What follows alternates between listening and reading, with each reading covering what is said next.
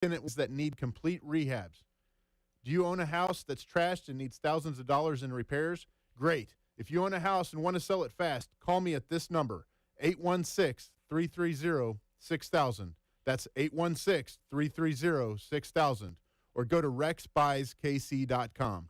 That's rexbuyskc.com. And I look forward to working with you. This is Royals Hall of Famer Mike Sweeney. The Royals and the See You in the Major Leagues Foundation are teaming up with Blue Cross and Blue Shield of Kansas City to recognize outstanding high school sport coaches through the Blue KC Coaches with Character program. We'll recognize 6 coaches as a Blue KC Coach with Character. Each honoree will receive a Royals VIP package and more. To nominate an area high school coach, go to seeyouinthemajorleagues.org/BlueKC. Hi, I'm Andrew Mackey, an instructor at Centric and an Army veteran. If you're transitioning from active duty or already a veteran and aren't quite sure of your next steps, Centric is a great option for your future. You can use the problem-solving and leadership skills you gained in the military towards a new, exciting career in IT in just 4 months. If you've been looking for a way to get started in the IT field, put your GI Bill to work and start your new career in IT. Go to centric.com/610 for more information. That's CENTRIQ.com/610. Has anyone seen Roger? Where's Roger? It's time to open the jewelry store. Where is everyone? Did they all take the day off? At traditional jewelry stores everywhere, employees are quiet quitting and going to Diamonds Direct. Not just to work, but to shop. That's because even with employee discounts, Diamonds Direct offers all shoppers better selection and much better value. As a true direct importer of diamonds, Diamonds Direct has long-standing relationships deep in the world diamond industry, as well as the best diamond cutters across the globe, so they can say the quiet part out loud without the middleman markups. Diamonds Direct offers customers bigger, higher quality diamonds at a lower cost every day. Not to mention the best selection, the best customer service, best warranties, and best overall experience. Hello. Quiet quit paying too much for your diamonds. Go to Diamonds Direct. You won't be alone in how happy you are. Diamonds Direct. Your love, our passion. Get details, directions, showroom hours, and more at diamondsdirect.com. At the United States Postal Service, we're reinventing our network to help keep your business moving. With new shipping options to deliver better value, greater flexibility to conveniently reach your customers, more confident shipping with new informed delivery features, and new electric vehicles for a cleaner, brighter future. Fast, reliable, perfectly orchestrated. The United States Postal Service, delivering for America. Learn more at USPS.com/moving forward. Discover credit cards automatically double all the cash back you earn at the end of your first year, which means... Wait, hold up. Question for the audio engineer. Go ahead. Did I read that right? Discover automatically doubles all your cash back? Yeah, that's what the script says. So if I get a Discover card right now, I can earn twice the cash back. Apparently. Wait! Unlimited first-year cash back match, only from Discover. See terms and learn more at discover.com/match.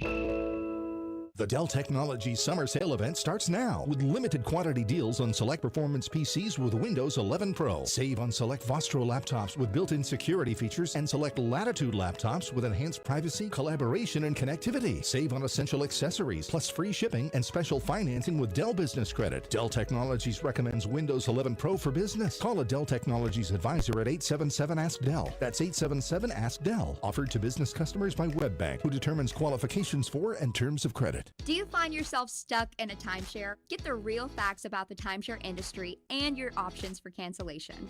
Chuck McDowell, founder of Wesley Financial Group, has put together a free information guide that reveals the secrets the timeshare industry doesn't want you to know, including the 5 ways to get rid of your timeshare. Call now and get this timeshare cancellation guide absolutely free. Call 800-330-2929. That's 800-330-2929. 800-330-2929.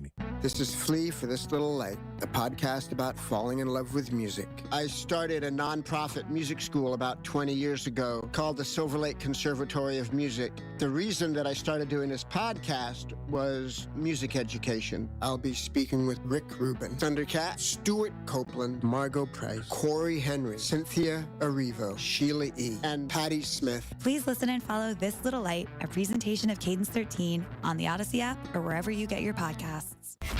The 610 Sports Radio phone line is brought to you by Onder Law Injury Lawyers. Visit getjim.com. Chiefs coverage is brought to you by Renner Garage Door. Forward and back. RENNER. Renner Garage Door, servicing and installing garage doors in KC for over 60 years. Family owned and top rated. Residential, commercial, service, and repairs. RENNER. Forward and back. Renner, the company that does garage doors. RennerDoor.com.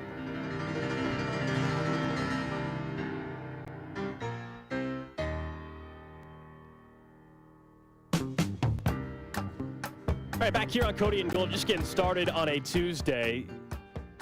Some NFL news during the break. NFL owners moments ago, according to NFL Network, approved that resolution that will put the ball on the 25-yard line following a fair catch on kickoffs. This is a one-year trial.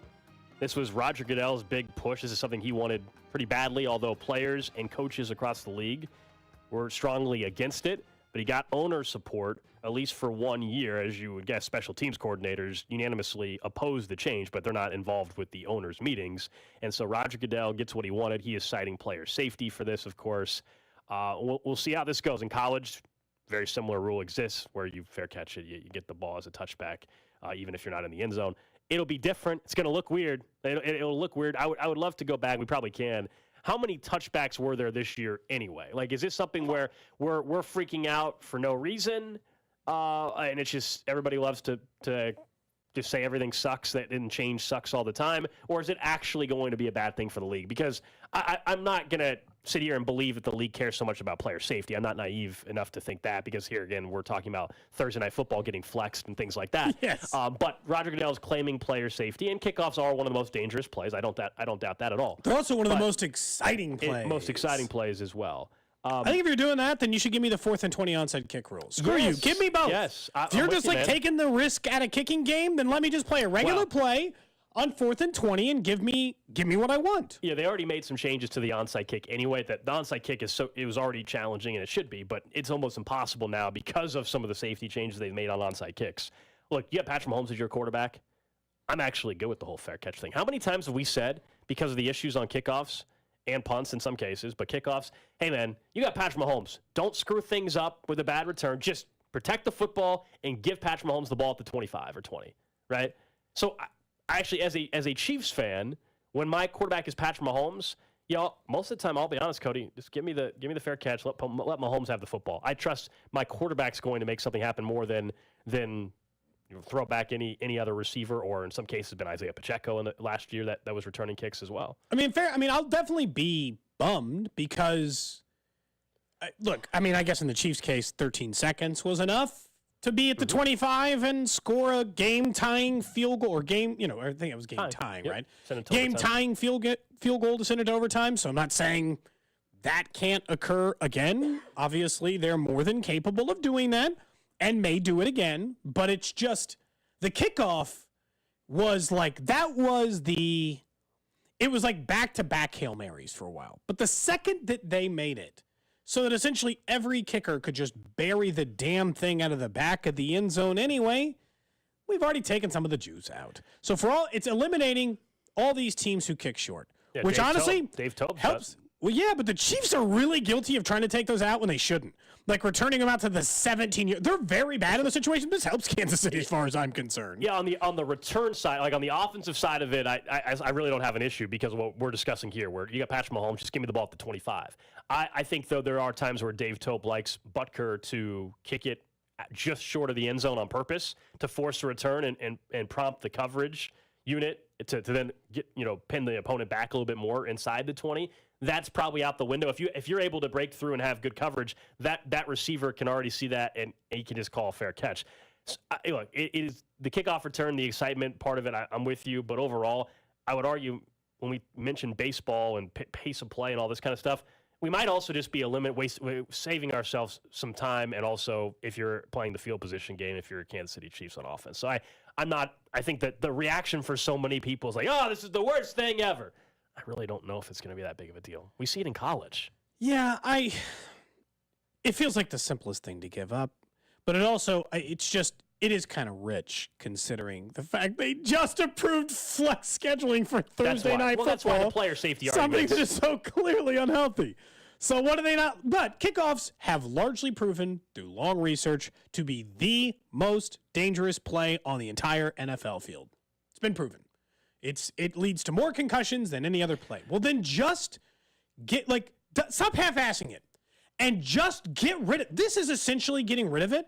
Well, that's where it's headed, Cody. I mean, that's where this is headed eventually. Is that kickoffs will likely go away. I mean, Jeff Schwartz, former chief, obviously, he pointed it out on Twitter. He said the fair catches don't stop the blocking and the contact that's happening before the kick is caught. So it's like the whole crux of it is kind of a joke to begin with.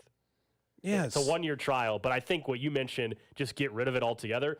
That, I believe, is where this thing is trending, unless they take a page out of what the XFL and some of these other leagues have tried to do on kickoffs, which are some different ways, creative ways to explore how to keep kickoffs in the game, but also make it a safer play. This is also why they're only doing it for 1 year. They don't want to commit to this like it makes football less interesting part. It's literally only for this year right now. The rule proposal is not like we're doing this going forward in perpetuity under every circumstance. Yeah, but we know how these trials usually go, unless it's the defensive pass interference deal that got blown up. Yeah, I mean, it can change. I'm not saying it won't. I'm just saying it's not 100% locked for the future forever. That's all. I mean, job security-wise, I mean, we mentioned how guys are, special teams players and, so, not only a coordinator, but if I'm what's the guy that's been made a living off of being a special teams player for the Patriots? What's the guy's name? You guys know what I'm talking about? He's always signed. Slater? Yeah, Matthew Slater. Matthew Slater. Yeah. That guy. He's made a living off a special teams coverage guy, basically. Yep. Value of those guys just went down drastically. Well, and the value of Dave Tobe's job. The other part is I honestly think this might change the way you construct a roster. We need 12 good special teams guys. No, you don't. You just carry a third quarterback. You want 9 fullbacks. Yeah, I mean, look, it doesn't really matter. If you think that they have 4 plays in the playbook you might call Gold, I mean, it's more likely you'll screw it up if someone actually decides to return it. Yeah, I mean, there's an advantage to teams who take a chance. There's still punt return coverage that's important, of course. But someone on the text line says, will coordinators explore ways to be creative with this? Do we see more, squib kicks and things like that? Yeah, but the danger there, you're in the ball. A lot of times you're getting the ball at the 35-yard line if you squib the kick.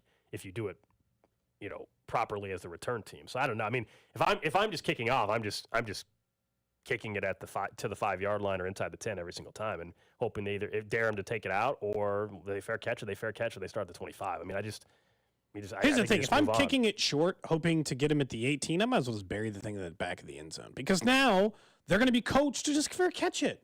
Especially, I'm telling you, in the Chiefs case in particular, I'm not going to go back and track it because that's insane. But I'm telling you, having watched every single Chiefs game for the last 3 years, they are terribly guilty of bad returns on short kickoffs, in which they end up at the 16, 17, 22, whatever. And then it's always best case scenario is ooh, they got to the 25, a thing that would have happened had that ball just gone over your head into the end zone and you not returned it. So my guess is, just purely a guess, the Dave Tobe will be telling them to stick that hand in the air pretty quick. Especially because their quarterback is Patrick Mahomes. Yeah, why risk the turnover? Why risk the mistake? Yeah, I have no doubt on the return side. I was talking more about if you're the Chiefs and you're kicking to teams, what's their strategy with this? But yeah, if you're I'd probably do the same thing. I'd kick it short and just let them take it to 25. If you're the return team, yeah, I mean, when Patrick Mahomes is your quarterback, as we mentioned, yeah, I'll go ahead and take the ball to 25. So again, that's the rule change just got approved by the NFL owners for 1 year, that the kickoff return gives you the option now to fair catch it and get it at the 25-yard line. We'll talk more about that throughout the show, I'm sure, today, and we'll have Rashee Rice, Chiefs rookie receiver, join us in the 1 o'clock hour today. Maybe we'll ask him about that. He's basically been dealing with that in college for his football career. LeBron James last night. Last game, so the Lakers get eliminated, get swept by the Denver Nuggets. It was an incredible first-half performance from LeBron James. It really was. Vintage LeBron. He had 40 points. I mean, it's not like he had a bad game. He just had 33 or something in the first half. He and AD, Anthony Davis, looked completely gassed, understandably so, in the fourth quarter. The Nuggets find a way to win. They move on to the NBA Finals. They're awaiting the winner of the Celtics-Heat series, which potentially could get wrapped up tonight. But LeBron James, last playoff game or last game, or which one is it? Because he started hinting. Here's what he said in postgame, and it's why everybody's talking a little bit today about whether or not he could actually retire. I like to say it's a successful year because I don't play for anything besides winning championships at this point in my career. And You know, I don't get a kick out of making a conference appearance. I've done it a lot, and and it's not fun to me to not be able to be a part of getting to the finals. But we'll see. We'll see what happens going forward. But I don't know. I got a lot to think about, to be honest. And just for me personally, going forward with the game of basketball, got a lot to think about. LeBron James, after being eliminated last night from the postseason in the Western Conference Finals, getting swept by the Nuggets, 38 years old. He'll be 39 next season. He's got a player option in 2024. At that point, he'll be 40 years old. He's still, of course, playing at an extremely high level. Got nothing else to prove.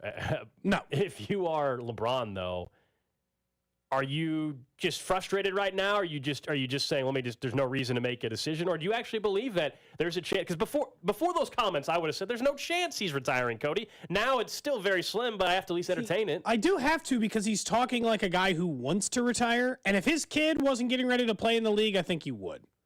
That's why I think you have to take it serious. If his kid wasn't a year away, 2 years away from being in the NBA, I think he'd be more seriously considering it. One option that could be on the table for him is he has an opt-out. He can opt out and not be with the Lakers next year. So if he chose to do that, Gold, he could just retire or semi-retire, wait for whichever team takes Bronny James, and go play for them for a year.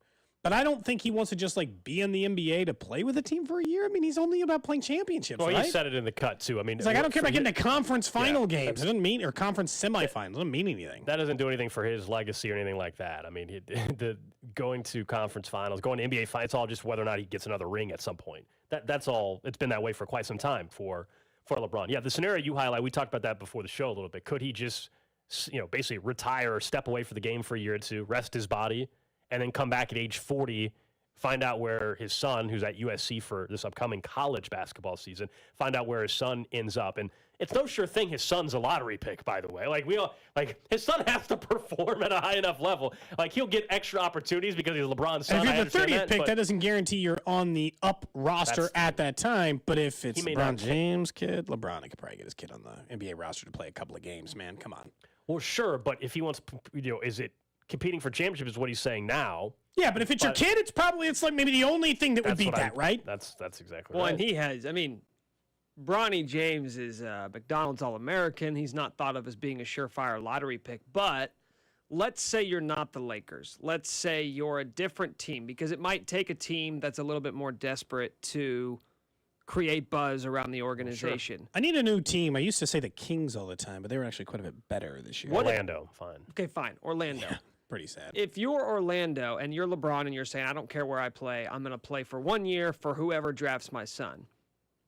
That's worth it. If you're the Magic, if you're the Oklahoma City Thunder, if you're the New Orleans Pelicans, to say, we don't care. If you're the Pistons. We'll go all in for a season of LeBron's retirement tour with Bron. Imagine how much tickets are going to sell. Of course. That season. I mean, what just happened with Wemby, Victor Wemby, as we're just going to call him Wemby. That guy. From you Paris. say Victor Wemby, it sounds Victor funnier. Wemby sounds.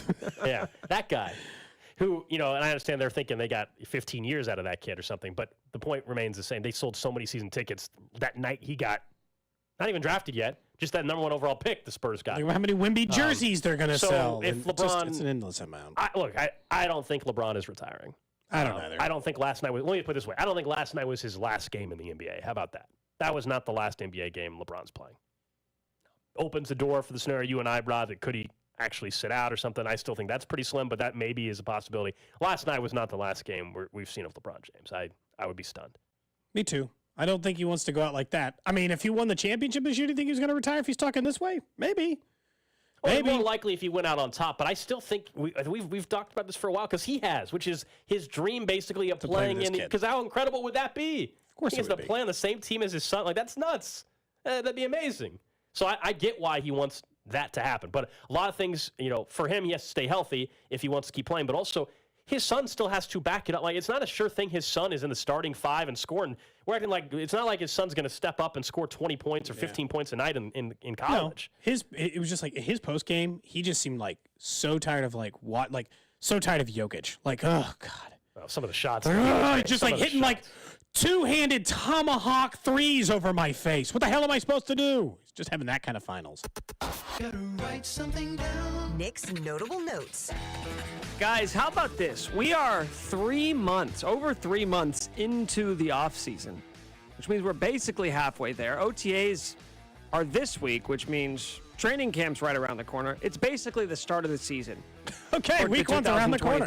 NFL, that's right. It's almost here. So with OTAs being upon us, this is the beginning of when we're going to start hearing buzz about certain players, #turning heads. Right? Maybe that's going to be a bit this year at training camp. Who is turning heads? Yeah, that's right. So what I'm going to do, I'm going to run through a list of notable Chiefs players, in my estimation, and I want you guys to tell me how interested you are in paying attention to what they do this offseason. Much like was the case, Isaiah Pacheco, right, is probably the easiest one from last year. But there's one of those guys every year. Willie Gay in year 2. Actually, Willie Gay had it for about 3 years. He really did. Every training camp, it's like he's the fastest guy in the field. Flying. Out. He's flying around all over the place, out. making Stands plays. out. That's right. This is where you can stand out. There's no contact allowed, so take it with a grain of salt. Let's start with one guy. Notable offseason acquisition, Jawaan Taylor. How excited are you guys to watch him? Less now that he's at right tackle. He's an offensive lineman, so it's not going to be. Oh wow! Like, Gold doesn't respect the trenches. No, but it's the after the Creed point. is good and everything we If did you are to change the narrative. If you are a NFL fan and a Chiefs fan, you're going up to St. Joe. I don't know about you. There's not some 12-year-old kid that says, man, I can't wait to see the right tackle when there's Patrick Mahomes, Travis Kelce, Chris Jones, Trent McDuffie. We can go on and on and on the team. I don't think so. What if I told you Jawaan Taylor could make the offense better by making the offensive line better? Tell that to a 12-year-old kid that he should watch the offensive lineman instead of watch Patrick Mahomes. Hey, we're not going to go. They should. Pay attention to the trenches, Billy. We're not going to They matter. We're not going to go to the other side of the field to watch Mahomes throw touchdown passes to Chiefs rookie wide receiver Rashee Rice, who's going to join us in the 1 o'clock hour today. Instead, we're going to just stand and watch the offensive lineman. I'd care more if it was left tackle versus right. I know he can play right tackle. I'd have been way more interested in his offseason if it was like, can he make the transition?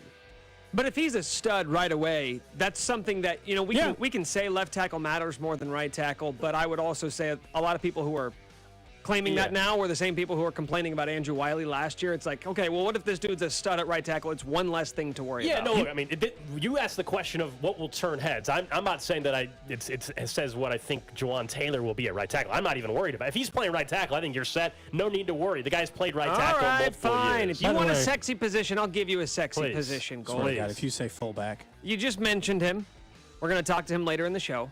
Rashee Rice. Very interested because I still think there's a chance he leapfrogs Sky Moore in year 1, and I'm ready to buy into. I'm ready to pre-buy into that hype. If for some reason he looks like the better player in OTAs. I mean, look, Rashee Rice. He plays wide receiver. Automatically, that's going to be a position that everybody is going to pay more attention to, plain and simple. And then he also has some size that they don't have a whole lot of in the wide receiver room. Absolutely. And he's a second-round pick, much like Sky Moore last year. Sky Moore was crazy. The first week, everybody was talking about the dude's thighs throughout the first week of camp, if you guys remember. Well, shorts and big thighs. Impressive thighs. All right, next up, another pass catcher. Different position, though. Heading into year 3 with the Chiefs, Noah Gray saw a big bump in playing time last year. Could this be a breakout season for Noah? Well, we talk about this with draft strategy as it relates to other people. It was the deepest tight end draft class in the history of the universe, apparently, and they said, nope, we'll stick with Noah Gray, who went from 36 yards in year 1 to 299. I am interested, Nick. I don't think in the point that, like, he challenges Travis Kelce in any way, but for all the guys we've said can make a leap from, like, 250, 300 yards to, like, 450 or 5, then it seemed just as likely he could be in that mix than a guy like Sky Moore. He had more receiving yardage than Sky Moore did last year. Now, Sky Moore's a rookie, but there was a lot more injury at the wide receiver unit and opportunity there. I'm interested in seeing what Noah Gray can do. All right, let's go to another second-year player. I guess the first second-year player. Trent McDuffie. Right? I just think he's already great. I don't need to see more. Okay. No, I mean, that'll absolutely be someone at camp. He also plays a position that when you're talking about watching up at training camp, I think you can get a better feel for than if you're taking a look at some other spots. Trent McDuffie, to me, even missing 6 games last year, to Cody's point, though, showed plenty of signs of why you should be excited. How he performed against Jamar Chase, for example, and that Cincinnati wide receiver room was awfully impressive. So, yeah, I mean, Trent McDuffie has vaulted up the list already of guys that you feel like you can rely on. And he's basically the guy, if he has a big year too, it makes your decision on L'Jarius Sneed a little bit easier, does it not? Kind of feels like that's why you should wait. Find out how good Joshua Williams, Jalen Watson, and Trent McDuffie are before you decide whether or not you got to pony up the money for Sneed, because if all 3 of those guys are starter caliber and one guy's a star, and just get back to the draft where you seem to find starting corners at will. All right, last player for you guys. We just mentioned his thighs. Now I want to hear about his game. Sky Moore, developmental year in year 1. Massive year.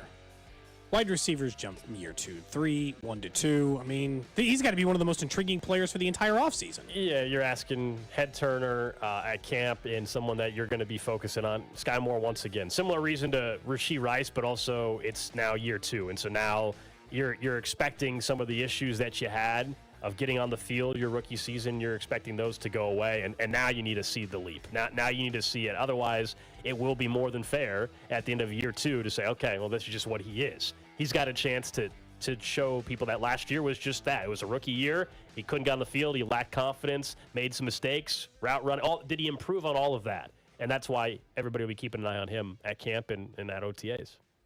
Seeing how yesterday you had him, seeing how yesterday you had him as the second leading receiver, I'm assuming he's your most intriguing player for the offseason, Nick. Yeah, I think going into this year, I expect Sky Moore to establish himself as the starting slot receiver for this team. Like we talk about who can be the number 1, who can lead the team in yardage. I just want to know what his role can be. Can you be a guy who is going to play 60% of snaps? You are going to be out there running across the middle, those short to intermediate routes, taking stuff underneath. Like, that's what they need. And I feel like he best fits that role. You know, the guys who were available at the time we were talking about with Sky Moore, like pretty much anyone who got taken after Garrett Wilson and Chris Olave, what was the only guy that jumped out outside of that group? Pickens? Like, he was the only one, and Watson, maybe Christian Watson towards the end of the season when he just started catching a bunch of touchdowns. Who was the wide receiver that everybody kind of thought for sure the Chiefs were taking heading into that? It was Pickens, but there was another guy too, wasn't there? That everybody like started. You know, it just happens every year in the draft. Like I thought it was Watson. What was it? Christian Watson? I mean, that was at the very. I thought that was the name from the beginning. Jahan Dotson had a nice year for Washington as well. That might be the other name that everybody was kind of keying in on, and obviously Dotson. Yeah, Dotson had a really nice rookie season for the Commanders. I was just looking through the draft. Marvin Mims. Well, that was this year. Yeah, Denzel Mims a couple years ago, but Marvin Mims this year. Oh, yeah. Sorry, you're right. Anyway, but when you look at just across the board from the wide receiver perspective, I mean, it's just they matter. Rice and Sky Moore are going to be the 2 people you watch the most, not just because of the position, but because that's their weakest and most lack of depth position on the field. All right, it wasn't just Hunter Dozier that got DFA'd yesterday. There were some other changes the Royals made. One of them was a change we've been talking about for the last week, and it did happen. We'll tell you what that is next. Cody and Gold on 610 Sports Radio and the Odyssey app. You talk on the radio. Yeah. You're a fanboy. Brought to you by Gann Asphalt and Concrete. For asphalt, concrete, and parking lot maintenance, Gann Asphalt and Concrete. One contractor, all things parking lot. Trusted in Kansas City since 1994. Online at GANNasphalt.com. So by the time we head up to St. Joe in the middle of July, you can already be about halfway through a brand new career in IT, all thanks to Centric. You can change your life in as little as 4 months. Nick mentioned it's just been like a couple of months since the end of the season, 3 months in. By the time we get to training camp, that first week of the season, you could be changing your life thanks to Centric, because IT is the future of Kansas City. You should be making it your future by looking at all these tech jobs and IT jobs that could be available right here in the city. And Centric's going to work with you multiple ways to help you start your career and go through the program. Tons of financing options available, and of course, they accept the GI Bill as well. You're looking for more stability, more consistent pay, more career advancement. That's something Centric can help you with. When you look at cybersecurity jobs or some of these others, you know that no matter the field you want to work in, it is available to do in IT. GI Bill and all those other fundings available for you. Take a look. Go to centric.com/610 and see for yourself. Hey, it's Carrington Harrison from The Drive here. Do you remember how cold it got this winter? Well, it was a chilly one. And if you notice the cold air pouring through those old leaky windows, well, guess what? When it gets hot this summer, the exact opposite is going to happen. All that cool air is going to escape through those leaky windows, and that hot air is going to come in.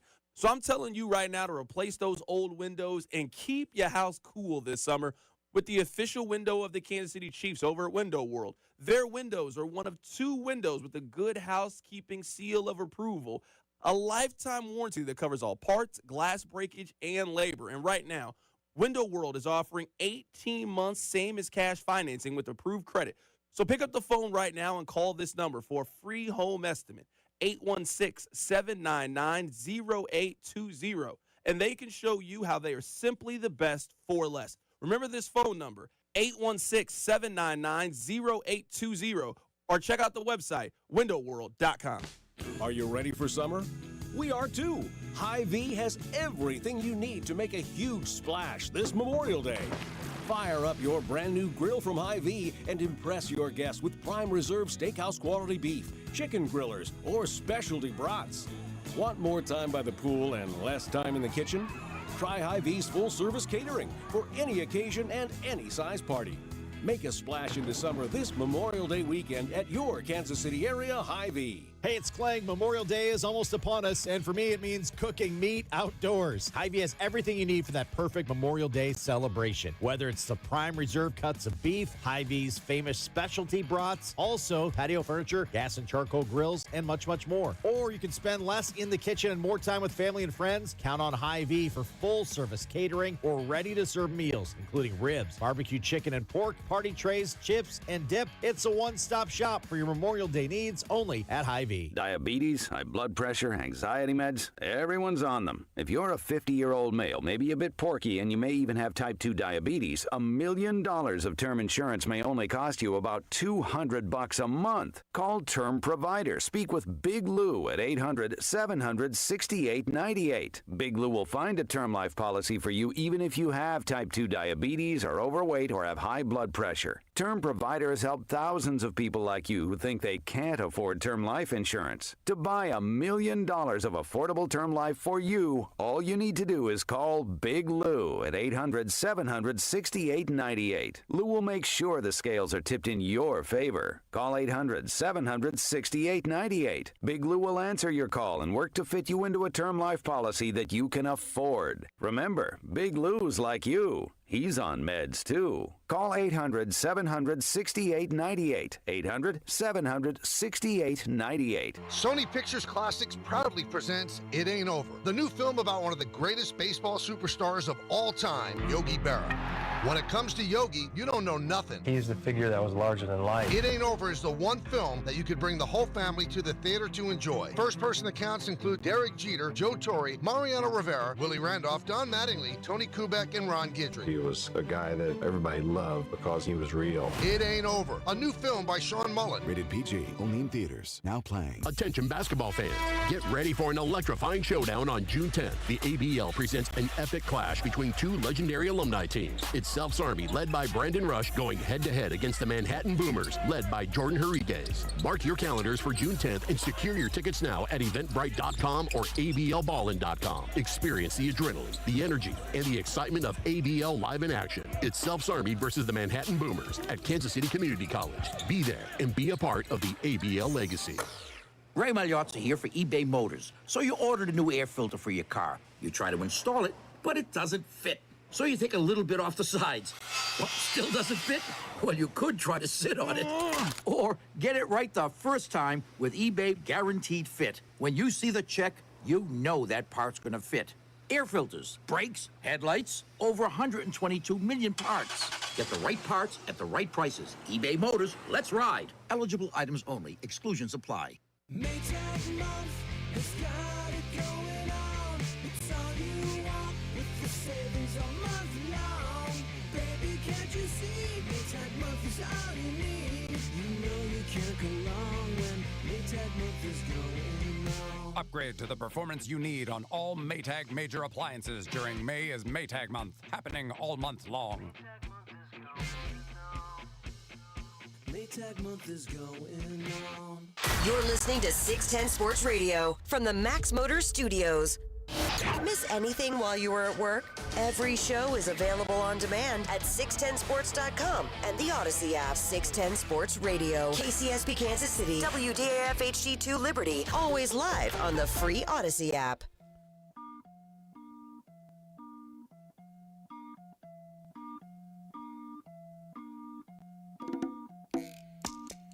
11 o'clock hour, Cody and Gold. Coming up in the 1 o'clock hour today, Chiefs rookie wide receiver Rashee Rice is going to join us here on 610 Sports Radio. Again, we announced our third annual Cody and Gold garage sale will be happening on Tuesday, June 20th. Tuesday, June 20th, all proceeds benefit the Negro Leagues Baseball Museum. Really excited to once again be working with them. Going to have some fun experiences we'll continue to fill you in on as we get closer to the date.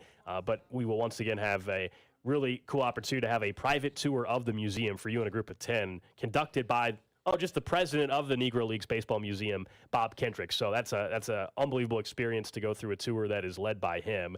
And you have a chance to do that. That's one of our most popular experiences we've done in the first 2 years, now going on year 3 of the garage sale. That one's a great chip-in opportunity, in my opinion, where you're all like, okay, let's all go, $150 a piece, problem solved, and we all get this very cool private tour with Bob Kendrick that directly benefits the museum anyway. So it's just like you're doing both things. What did it go for last year, 800? It went for a little over 1,000 a year before. Yeah. And so we'll have opportunity. Someone on the text line just asked, 913-586-7610, where's the auction website? I want to start bidding. And you'll be able to do it through 610sports.com. We'll have more information when the items are all up. You'll be able to view them ahead of time this year, which will be, I think, nice for people to have a heads up. But they're not up on the website yet, but 610sports.com will be how the bidding will work this year. So I think it'll be a lot easier than going just digital. We're upgrading the auction year 3. We're doing an auction instead of just Twitter and DMs. In 2023, we decided way less work. Nick, you mean that the best part is pitching this to Nick when he took over as producer, like, hey man, so we did this thing last year. It's called the Cody and Gold Garage Show. We'd really like to do it again. So how it works, Nick, is that people will post an item. Then they are the first person to reply to that tweet. You reply to them that says, DM us. Then they have 5 minutes to show the donation was made to the Negro League Museum. And if it was, then you can get all their information on getting the item. That makes a lot of sense, don't you think? Worst day of the year. Worst day of the year. Worst day of the year. We raised $7,000 for the Negro League Baseball Museum. I think this is going to be way easier to do it through the auction site, and I think it also hopefully leads to more money for the museum, and that's ultimately what we're trying to do. So we'll continue to tell you guys about that. But the third annual Cody and Gold garage sale coming up on Tuesday, June 20th. In the last week or so, though, we had been talking, and yesterday as well, about Bobby Wood Jr., right, and leaving him at the leadoff spot. I told you I was fine with it. We talked about that yesterday. They weren't. We also played you the audio a week ago where J.J. Piccolo said they really hadn't discussed moving Bobby Wood Jr. out of the order. In addition to Hunter Dozier being DFA'd yesterday, they moved Bobby Wood Jr., at least for one day, down in the order to the 6th spot. Nick Prado led off for this team last night. Of course, the Royals did lose yesterday in extra innings, but they put 5 runs on the board. And 3 in the first inning when Prado got on, and then back-to-back homers. Vinny had a home run yesterday as well. I thought that was interesting, though, like the change. So batting 6th, he had not started and hit outside of a top 3 spot since May of last year. So that was a noticeable shift. But he's hitting .226, and his career on-base percentage is .288 in his first 840 or so plate appearances. Which is concerning. Yes, it is. And this is supposed to be the team that has, like, the hitting whispers, right? We spent all that time talking about Zumwalt and what some of these other guys can do. Why haven't they been able to unlock his raw talent? Because right now, look, I'm not calling it this, but right now he's hitting kind of like Mondesi hit in the early part of his career, where Mondesi was a free-swinging super athlete who couldn't stay healthy, too. So he had other problems in addition to that. But Mondesi's on-base percentage, pretty much right there. Mondesi's career on-base percentage was .280.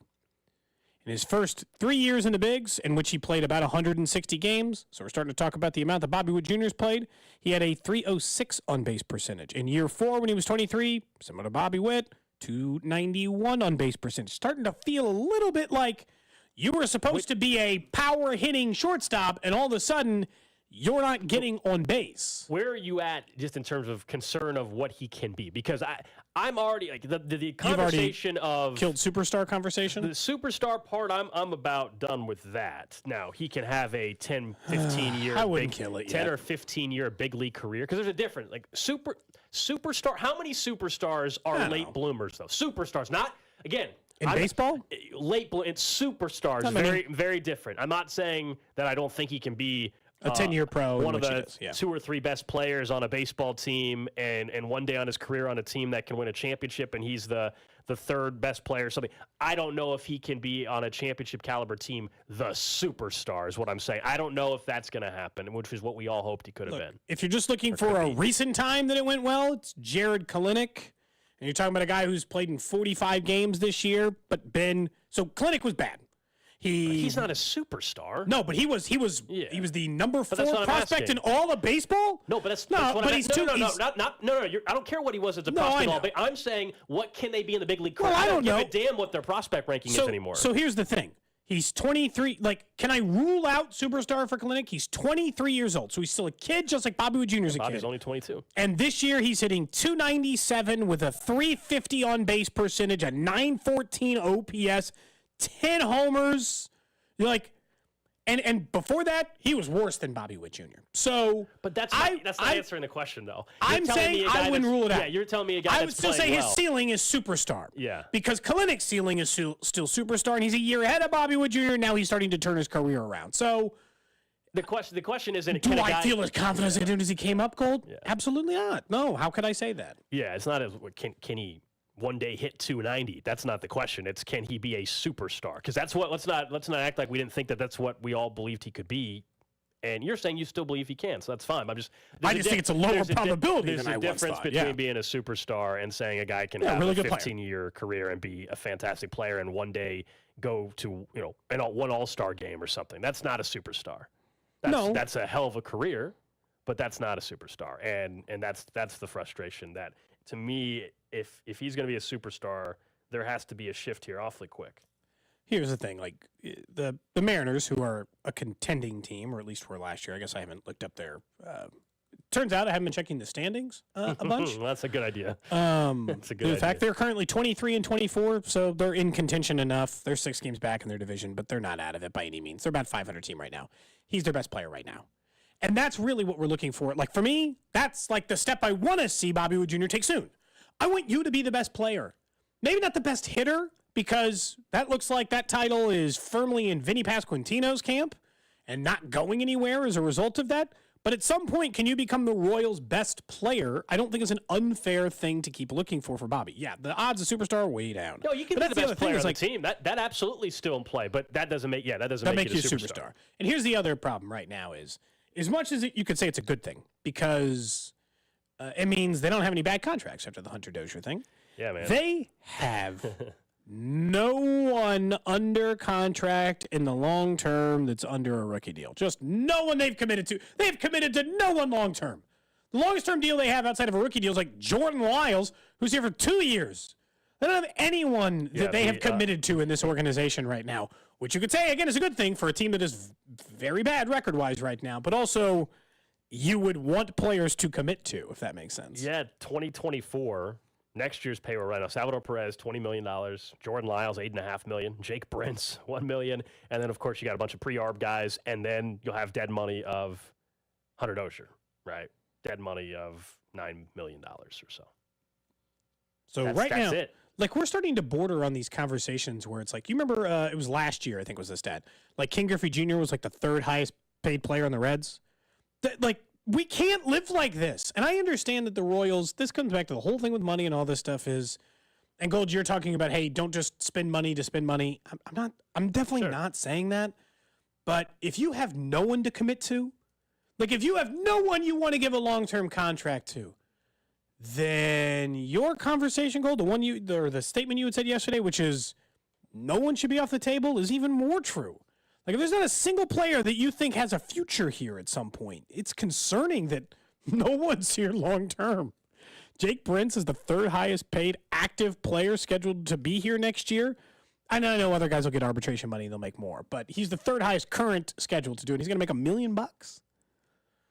That's terrifying. I guess it comes back to signing Shohei. Problem solved. What do you think? Just drop $600 million. No big deal. That's all you got to do. It worked because the Angels. We'll take it off your balance for the stadium stuff. Because it's brought so much success also to the Angels. Having Mike Trout and Shohei Ohtani on the same team has brought them so many playoff appearances and World Series championships. Let's say the Royals were going to cover $1.4 billion of this project, and the city was going to chip in $600 million. But instead, we chip in a cool bill, and Shohei Ohtani comes here. If that guaranteed it, you in? But they had, you get the tax too. But no stadium?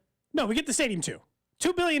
We're just saying we'll chip in $400 million more so that Shohei comes here. So you're saying that Tapp County wants to commitment of money from the county, but they're also want Shohei part of the deal. Yeah, they want even more money, but it's because Shohei's agreed to come here in the new stadium, Well, yeah, all the new revenue opportunities for the restaurants around, the restaurants will just pay for the contract.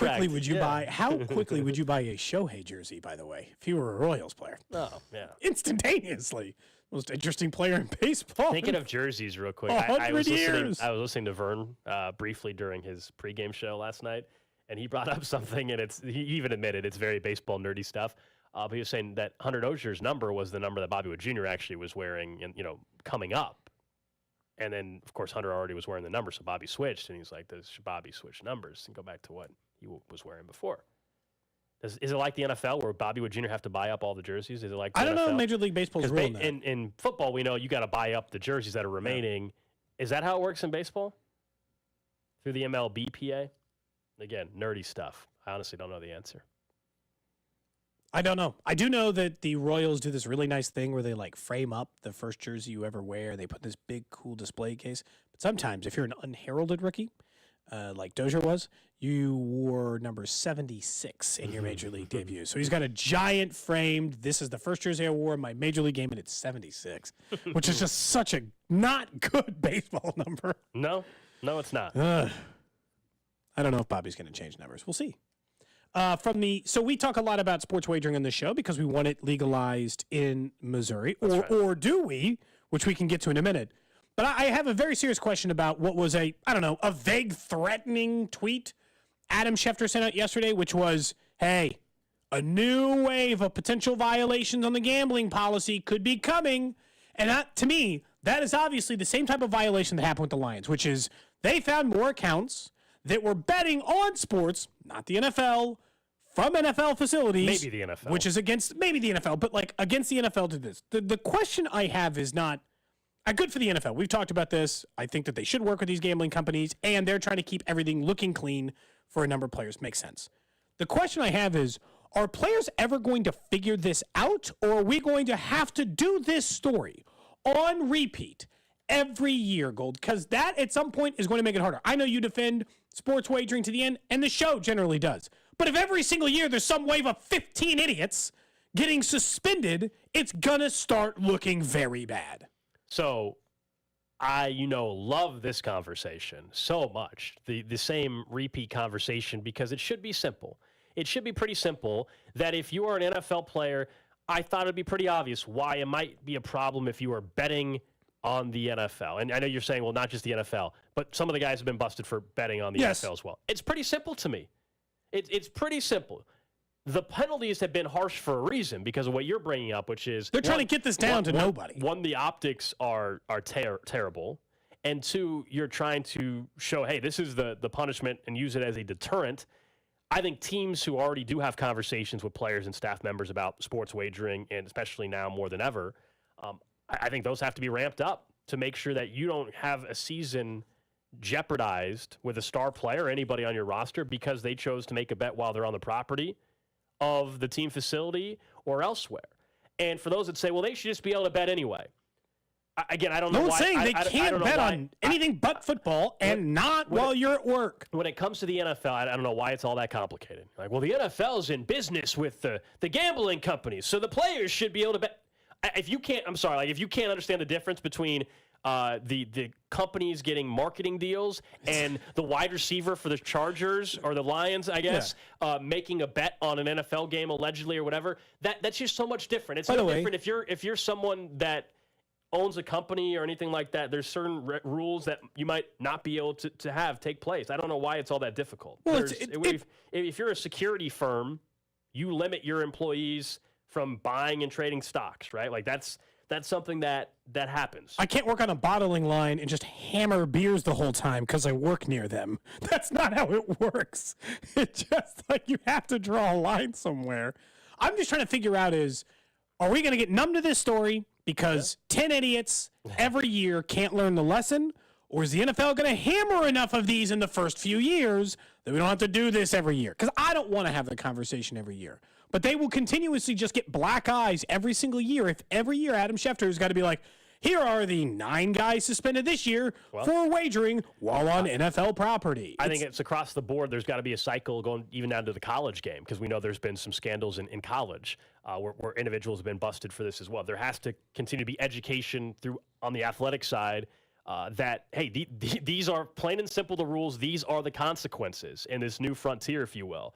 But overall, the reason why this is all coming to light is, one, yes, sports betting is more prevalent, but it's in a regulated atmosphere. Like anybody, I think it's very naive to think that, well, now that we're doing sports wagering and there's all these sports betting shows and all this kind of stuff happening, that's why it's happening. Maybe it contributes a small percentage. You know what's happening is now there's regulated environments and somebody in Detroit who is in charge of the Michigan lottery, let's say, or the Michigan Gaming Commission, they're able to, through partnerships, track who is making wagers.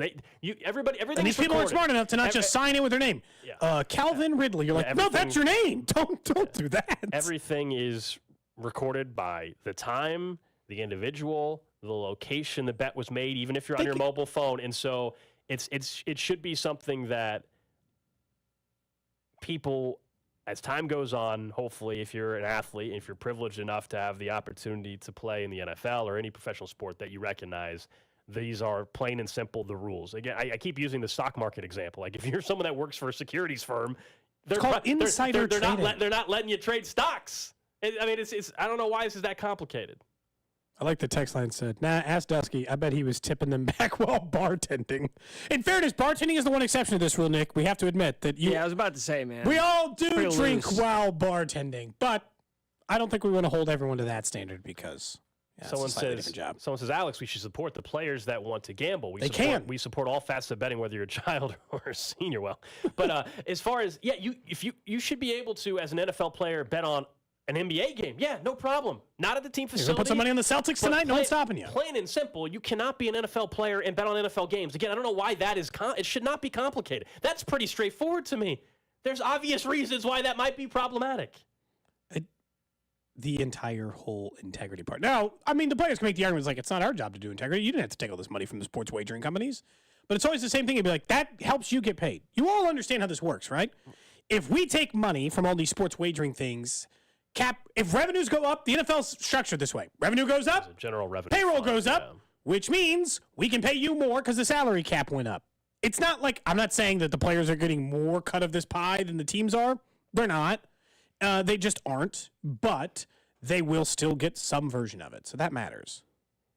Trash of the day.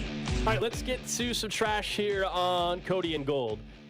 Cody, you were gone, I think, a week ago when we had this. Dusty was here. We were talking about Uber is adding like a feature that underage kids can ride on Uber with parents' permission. I don't know if you've seen that. And you weren't concerning, right? I was wondering because you have kids. I would say there's absolutely not. I was saying absolutely not. All right, that's how old? I wouldn't put my 6-year-old in Uber. But that was our conversation. This one's another spinoff. This one's not Uber, but it's a new ride-sharing app that's only in a few cities right now. It is called Black Wolf. It is what they're calling. Sounds a little ominous. Uber with guns. Did Chiefsaholic start a Uber service? It's called, basically it's Uber for guns. Let me just read you. It says, basically the app has had 80,000 downloads already. Every Black Wolf app vehicle comes equipped with GPS tracking, live streaming technology that allows their riders to share with their loved ones. And what makes it different, you're probably asking? That's because the drivers are armed. So, riders pay a base rate of $50 for an unarmed driver. A driver who is packing heat would set a rider back $60 as a base rate fall. Basically, so you pay a premium to make sure that they have a weapon on them. So, I don't know about you guys. I can't speak for both of you. I can't think of a situation where I say, you know what? I need to make sure I'm going to take a ride share, not drive myself, but I want to make sure my driver's got a gun on them. Yeah. That hasn't. I don't know where I'm going. That's my initial thought. I can't. That's just simply an experience I can't relate to. Guys, we personally. live these sheltered lives in our bubble here in Kansas City. It's a mean, cruel world out there. It started in Atlanta and is now launching in New York City. I just don't. I mean, couldn't I just? Is it you don't care because you always have your own? Never even shot a gun. Really? No. Are you against it? Shooting a gun? Yeah. I don't have any need for it. Never had a need for a gun. Never You might been like hunting. it. You might like having that much power in your hands. Do I strike you as someone who needs, maybe even thrives with power? It's not about power. It's just about, you go out to a gun range and you may say, okay, this isn't that bad. Well, maybe. I don't know. I just haven't. I just haven't. I don't know what to tell you. Like someone that wants to have a weapon, they probably just have their own. Like I'm just saying, you gotta hire somebody to drive you around that is armed. It's no different than having security. I mean, let's just face the quick reality here. You know who needs this? John Morant. He both wants the gun in the car, but shouldn't have his own. That's the difference. He wants to be able to flash the gun himself, I think. He could always just hire security as well. He's got. Yeah, there's cash. nothing wrong if you're a famous. He hasn't been going with that route so far. That's my point. I get why famous athletes and celebrities have security, obvious reasons, much needed. I'm asking you why random dude wants to pay $75 to go drive 20 minutes away and make sure his driver. I don't know. I don't know. Maybe if you were picking up that pregnancy belly full of 3 pounds of cocaine, maybe then. Right? Well, I don't know. Like I wonder if you may not feel the same level of comfort and safety driving around Atlanta as you do in Kansas City. So you think this isn't because if you're in Atlanta or New York City thing? 100%.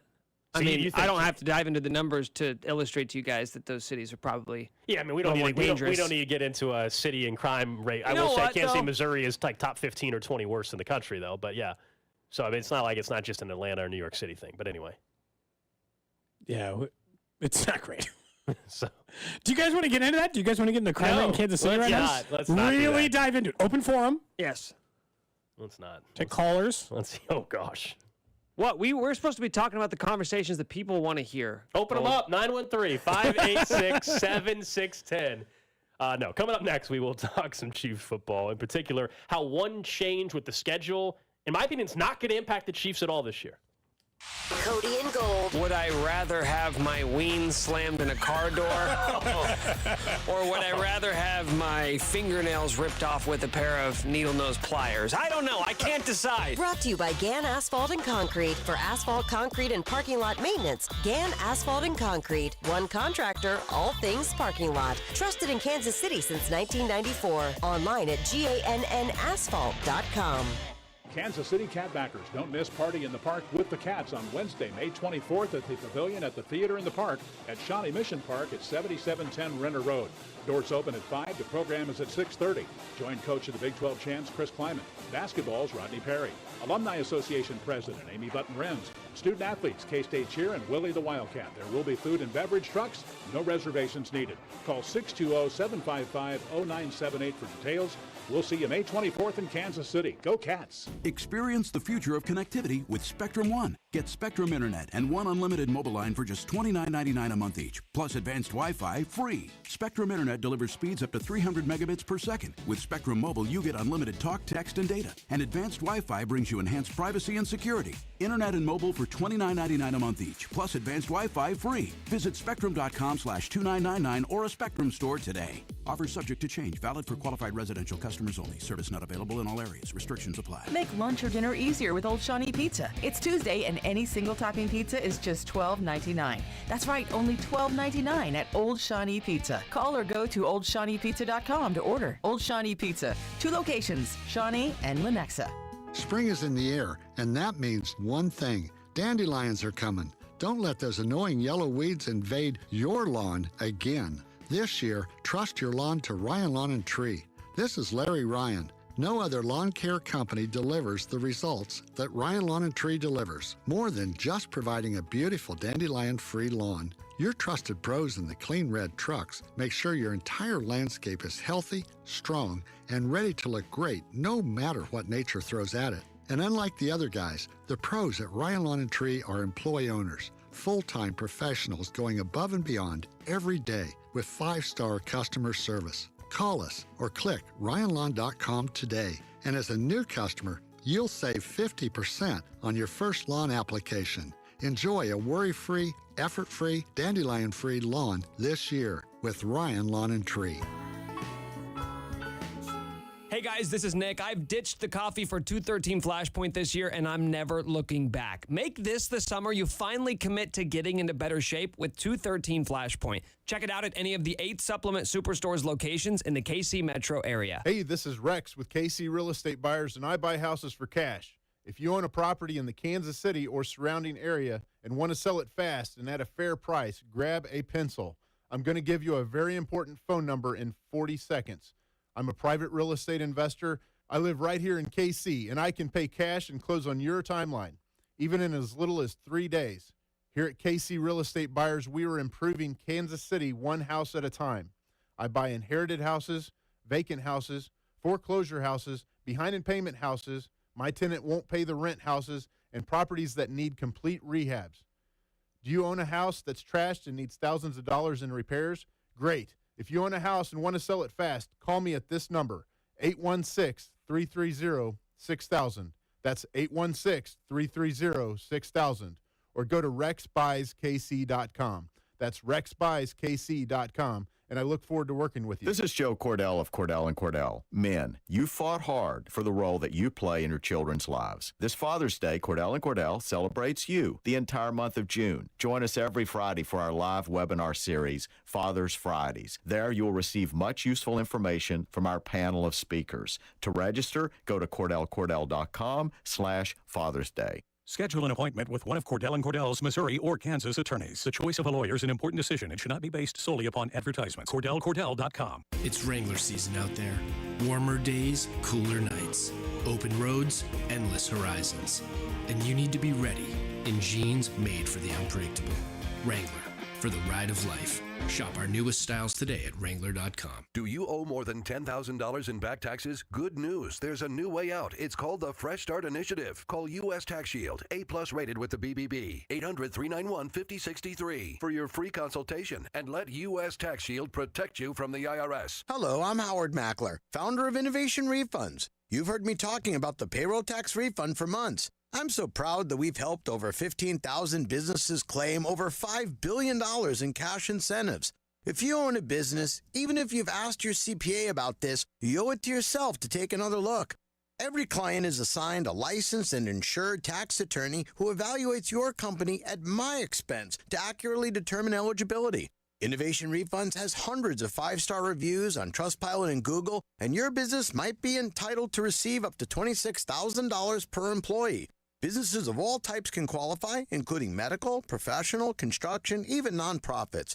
Please don't miss out on this. Even your doctor would tell you to get an expert second opinion, and we do a lot of work for doctors.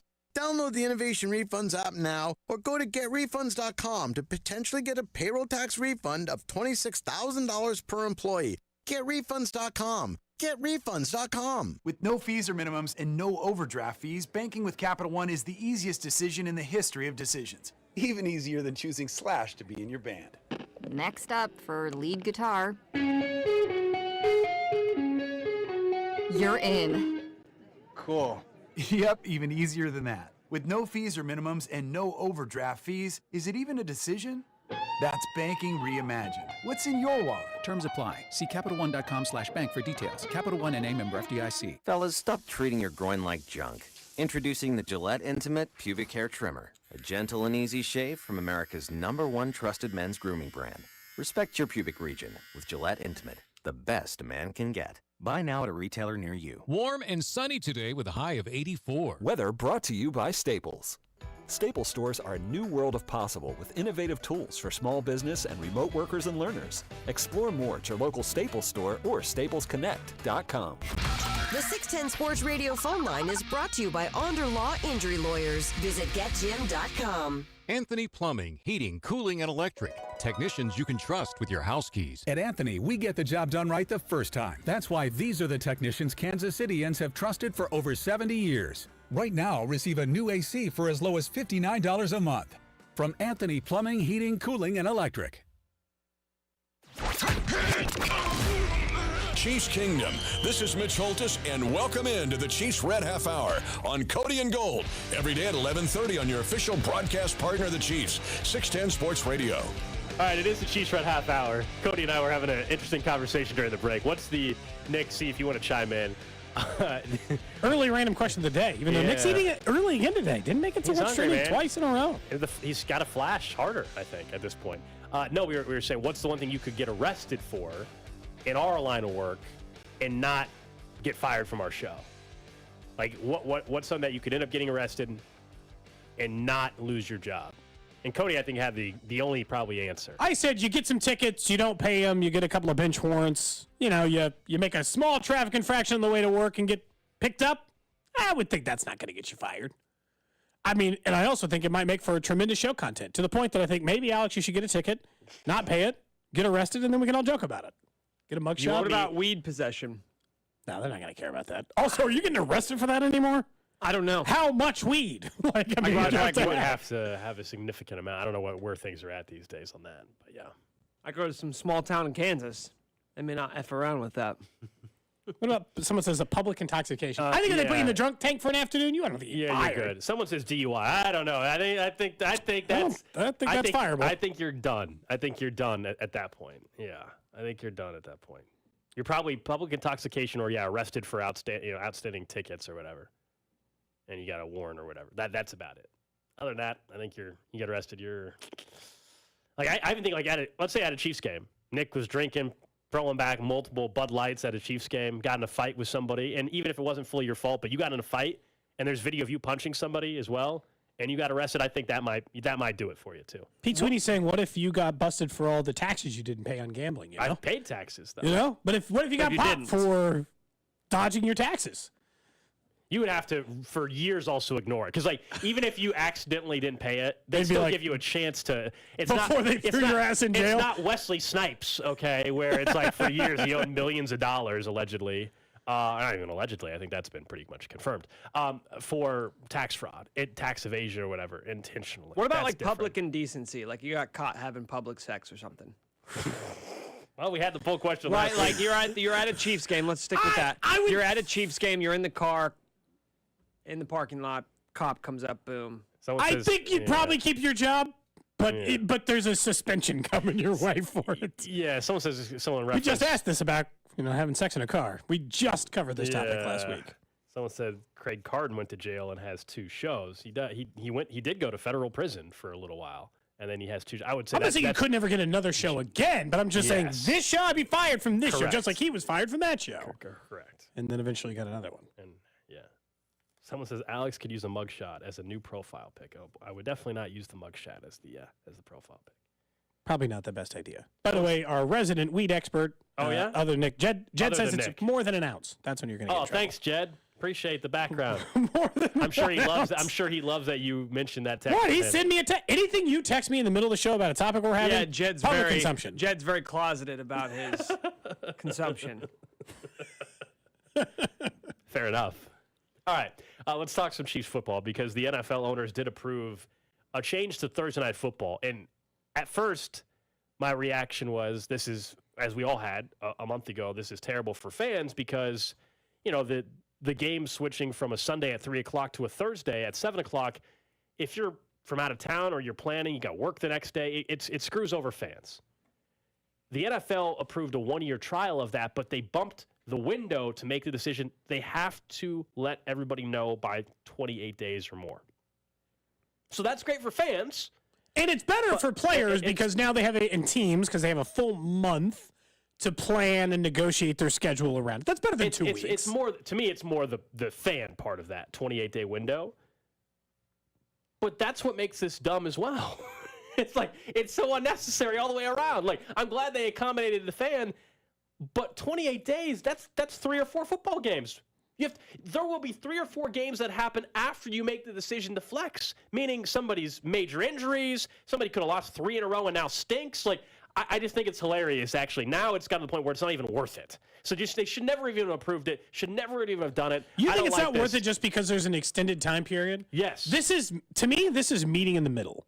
They wanted this thing. They were going to force this thing down teams' throats, and there was no decision. They managed to flip 2 teams. They only passed it by the required low amount. Like 24 is the lowest amount you can pass something through the owners. So they barely got it passed, and they had to flip the Saints and the Commanders to do it. By the way, the Chiefs did vote yes for this, in case people were interested. But when you look at it, to me, it's meeting in the middle. It's you want this thing. You want to help your business partner. I'm not saying it's a good thing, but I get why they compromise. I mean, I understand the compromise part. I'm just saying I don't think 28. Like you saying now, it's worthless. If you're trying to guess which team's going to be good a month from then, yes, you aren't improving the core. I just think it'll mean that they're more careful about it. And if you're 8 games into the season, you got 2 teams that are 7-2 and 7-1. Even if they lose the next 3 games in a row, it'll still at least be a matchup between 7 and 4 teams. I think they're actively just trying to avoid the duds. The ones where it turns out you chose the Steelers for Thursday Night Football in Week 16, and now they don't even have Kenny Pickett. Kenny Pickett's hurt now. So now you're down to whoever's left, Mitch Trubisky. Yep. Whoever's backing him up, and you're like, we don't want Mitch Trubisky on Thursday Night Football against the Panthers, and it turns out there's, whatever. And you're like, we know going into this he's not going to be available for that. I think that's when they move it. I think it makes it less likely. I wish they just didn't do it at all. Yes. But if they're going to do it, I don't know that there's a huge difference between 28 and 15 other than it gives you a little bit more flexibility. Well, it's better than the initial plan of 15, again, because I think it doesn't screw Player safety be damned on that one. It doesn't screw over fans as much in their travel plans. The one thing, I'll be honest, this year, Cody, I don't think this will have any change in the Chiefs' schedule. Because it's Thursday Night Flex, week 13 to 17 is my understanding. And look at the Chiefs' schedule. They already have so many primetime and secured spots locked in. So week 13, Sunday Night Football, that's okay, you can get flex, but they're not going to flex it from that and then flex it to Thursday. Okay, so because the window wouldn't work out. They have to notify you 28 days before. They're not going to flex a Sunday night game 30 days out. So it's the opposite effect there. So that game can't get moved. They play Buffalo on week 14. It's 3:25 on CBS. That is a CBS-protected game, I believe. Then Monday night on week 15, that's not changing. It can get flexed out, but again, they wouldn't have the time frame. They would need 30 days notice. The Monday Night Football is not going to flex 30 days out. Then Monday, December 25th, it's Christmas Day. That's a primetime game, essentially, on Christmas, featured game. They're not flexing that one. Then week 17, it's Cincinnati, 3:25 on CBS. Nance and Romo, they're not flexing that game out. It's locked in. So I don't think the Chiefs are going to have They could change their mind, I guess, if the same thing applies, but then would they want the game, right? But here's the difference. They won't change their mind in enough notice for that game to become available. 30 days. Remember, that's the issue. I assume if it's 30 days, then CBS has to kind of pre-tell you who they're protecting, don't they? They only get to protect one, and they were probably going to protect Chiefs Bills and Chiefs Bengals. I mean, it seems logical that would be the case. But Chiefs Bills and Chiefs Bengals, those are like premier games already for CBS. They're not messing with those. But they did change the way this offseason worked, where they can't protect as many as they used to be able to. But it just seems impossible that wouldn't be the one that they would protect. Right. So it just for this year it doesn't. And in the long run, it affects them probably less than it affects other teams. It affects the teams in the middle more, because the teams in the middle are they going to be good or are they not going to be good? And we don't know. And now that we're 8 games into the season and week 13's around the corner, we think they are good. So let's put them in prime time on Thursday Night Football. Yeah. Chiefs will always have their allotment pretty close to full. I don't know if Amazon gets special treatment, but the actual update, it's the opposite. It's actually more protected this year than before. So under the new rules, CBS and Fox can now protect 1 game a week. That's what I thought it was. It's 1 game, but that's under the previous rules. They could only do a certain amount for the whole year. Oh, so now it's my mistake. So you're right about 1 a week. I thought it was 1 a week. Yeah. So that's why I don't think the Chiefs are going to be. What are the odds that CBS doesn't protect? Exactly. Chiefs Bengals. I mean, just what percent chance is that not the game they're protecting at 3:25? It would take disastrous seasons for both teams. 1%? Yeah. And even if that's the case, like let's just say Burrow was hurt for the year, would Amazon then want that game on Thursday? Like you would think no, unless they're just like, screw it, Mahomes is better than whatever we had on the docket, so let's just throw him on Thursday Night Football. I mean, I just don't. I don't see how it affects them this year. I think in the long run, it affects the middle-level teams, which is fine. The Chiefs have enough schedule stuff that impacts them for being the best team in the NFL and the best team in the AFC and the best team in the AFC West every year. without having to deal with that version of it. And so the biggest thing is the NFL can say publicly whatever they want about player safety. It doesn't actually mean anything to them. Like, they just do what they feel like doing. Like Roger Goodell pushing through the kick rule, which we've been talking about a little bit. Yeah. So, they just do one thing. They rob Peter to pay Paul. Nobody wants to play in these Thursday night football games, but they're going to do more of them. And as we talked about, we probably won't be that far from more Friday games or Saturday. Yep. We're a couple of years away from them just making the entire schedule being 4 days over the weekend. Again, Chiefs rookie wide receiver Rashee Rice expected to join us in the 1 o'clock hour today as day number 2 of OTA is taking place out at Arrowhead. You want to do boom or you want to do bust? Let's do bust. Not for him, by the way. I realize that may have sounded like I was saying that for him. But let's start with bust. That's because Arrowhead Addict went through what they consider their top 5 boom or bust players for this season. Are you surprised at all by any of these names? Number 5 is someone, this is the time we can mention the name. It's on someone else's list. It's on someone else's list. There's no Venmo needing to be sent here. They list number 5, Justin Ross. They say every year or two there's an undrafted player that becomes a fan favorite in Chiefs Kingdom. They list him as a candidate for this as well. To me, no, I'm not surprised that he's on the list because people still see the boom potential. And the wide receivers are going to be high in this list. That's why Sky Moore and Kadarius Toney are on there as well. But it includes guys like Willie Gay and Donovan Smith. And so I was trying to think, who is the player in my mind at most risk of bust? We can do boom tomorrow, look at the positive side, but which player is at the biggest risk to bust at this stage? And I have a hard time not answering someone in the wide receiver unit. I think everyone's expecting me to say Kadarius Toney because of the injury stuff, but I actually think he's a more talented wide receiver, so I'll say Sky Moore. And I think that the reality is that all we've seen is 1 year where he didn't know the system, where he couldn't break through in the top 5 or 6 of wide receivers for majority of the year, finished with less than 300 yards. If you're telling me right now you put a lot of faith in the fact that he was going to boom or bust, it still seems like the likelihood of bust is stronger than the other way around. I think you make an argument for Donovan Smith, a player that they are taking a huge risk on, in my opinion, that it could just fall apart and this whole let's put him at left tackle for an entire year plan falls out too. Yeah, I mean, so it's weird because if we're talking just developmentally, like someone that is a homegrown talent and all that, Sky Moore obviously is going to be on the list of contention for what some people would consider on that. Donovan Smith, it's weird. Like, I guess a bust free agent signing, because overall Donovan Smith's a veteran in this league, so like, you know, he's not his career, he's not a bust. But can the signing turn out to be a bust for you? Yeah, I think there's some risk there. But remember, that was not. We didn't think Donovan Smith was going to be part of the equation until 3 weeks ago. You know, so if you tell me that Donovan Smith's not any good, I do actually think they have options to move guys around. Then they go back to what they claimed they were going to do from day one, which is Jawan Taylor left tackle, right tackle's Niang, or right or you think they got backup choice? So if it busts, it's not as scary. I don't think it's devastating. If you told me that Donovan Smith wasn't who they think he is, we're up at camp and either he gets hurt or he just doesn't look good, or he plays the first month and it's a struggle, and we're like, oh gosh. I think you could probably include Cook and Watson and Williams in these conversations if you wanted to, but Watson and Williams scare me a little bit because we only have like 2/3 of a season where they were like regular players. So like, do I know if they're any good?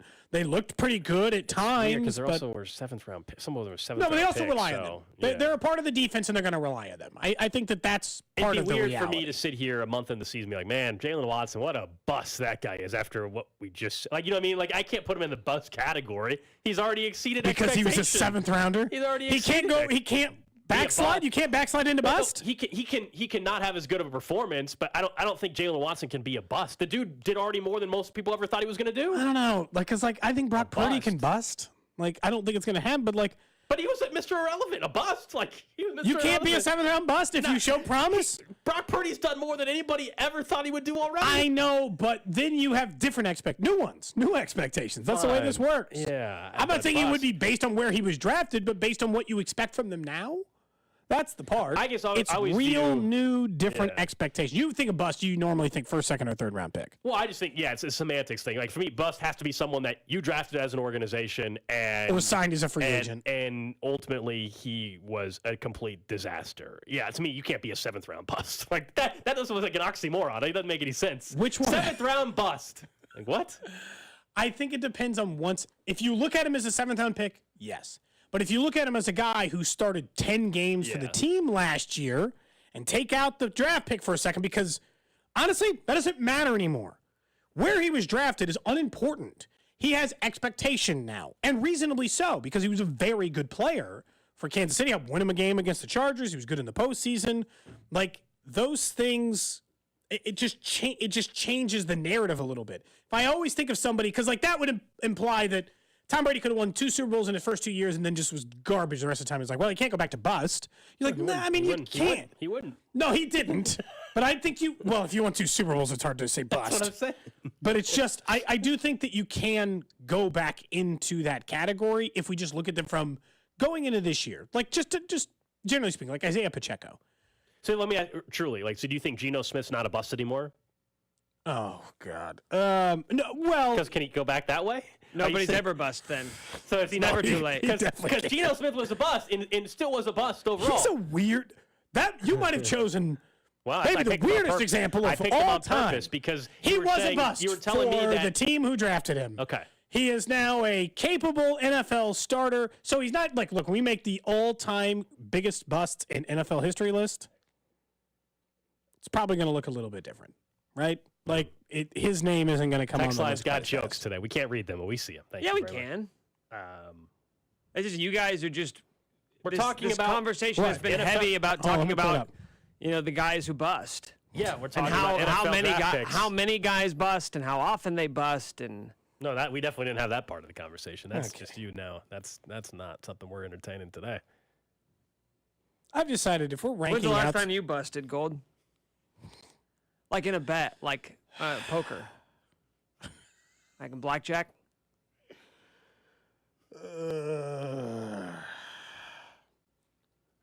Look, I'm gonna decide something right now. A definitive ranking of the horniness level of the people of this show. Year 1.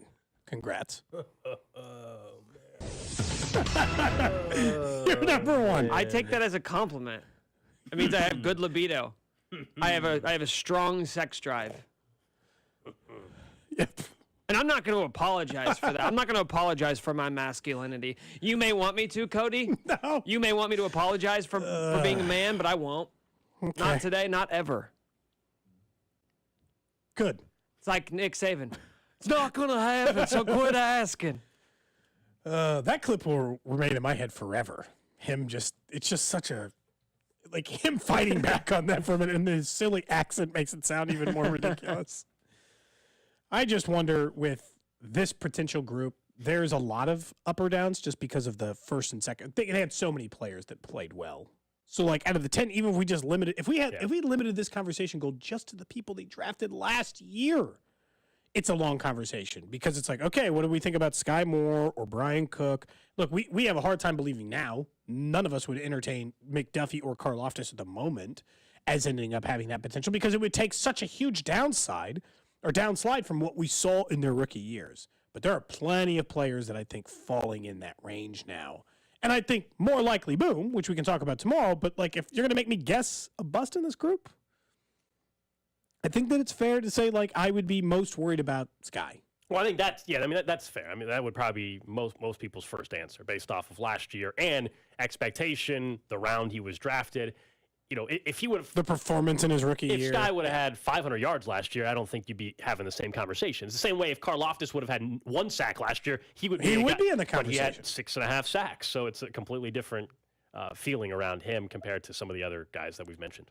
I do think, like, if you take out the importance of it, Smith is high on the list, right? Because if he was terrible and injured. Yeah, and they gave him a good amount of money, not like a crazy amount. It's weird though because it's a 1 year, $7 or $9 million. So you're like, you don't care if it's a bad deal. Yeah, it's not Sammy Watkins under 3 years of a contract. It's 1 year, so it doesn't really matter. And I think they also there are no bad 1 year deals. And they also, to me, do have. Maybe you disagree, but like I think they have options at left tackle because it was the option the day we were doing the show and they signed Jawan Taylor, and the Chiefs said it publicly that he was going to be their left tackle. He was going to slide over and play left. Something changed. They signed Smith. I tend to believe they thought they could go and get somebody like Anton Harrison in the draft. That did not happen. And then they went to their other option, which was pivoted. And by the way, I think it's a decent plan for this year. I think it's the better short-term plan. Have Jawan Taylor play at his normal position, right tackle. You upgraded in a big way at right tackle. Donovan Smith, if you really believe he just was unhealthy and that's why his performance dissipated, and he was blocking for Tom Brady, who while he gets the ball out quick, he's a statue. Mahomes is going to be more mobile, of course. So I get their thought process. We're going to find out if it ends up working and pans out for the Chiefs. Ready. I think I'm officially ready for, like, at least, because today OTAs are, like, underway. So it's like, I'm ready for at least What's your favorite OTA organized activity, Nick? Mini-camp's got the most fun name to it, doesn't it? You mean in football? Yes. It's your organized activity. Golf? Yeah. Yeah. What's your favorite way? You like a scramble or Stroke play. I was trying to see if I could name. Nope. Stroke play. That's boring. Choose No, a different it's not. Mano y mano. Every man for themselves.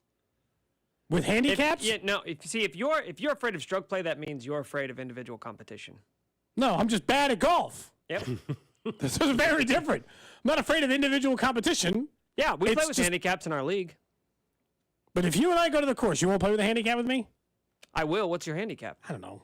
We have to make one up. 30? That's not how handicaps work. You don't just make them up on the spot. Okay, then I'm a 30 as well. No, you're not. Oops. Hold on. You have an actual That's handicap. definitely not how that works. You know that I'm terrible. Why can't I just make up? If I play golf 3 times a year, let's just ballpark my handicap. 18. No, That's he's too higher than that. long. He's probably like a What are you? 27. What are you? I'm a 15. Oh, well, then Cody is like a 40, and I'm like a 60. Yeah. Do they even count that high?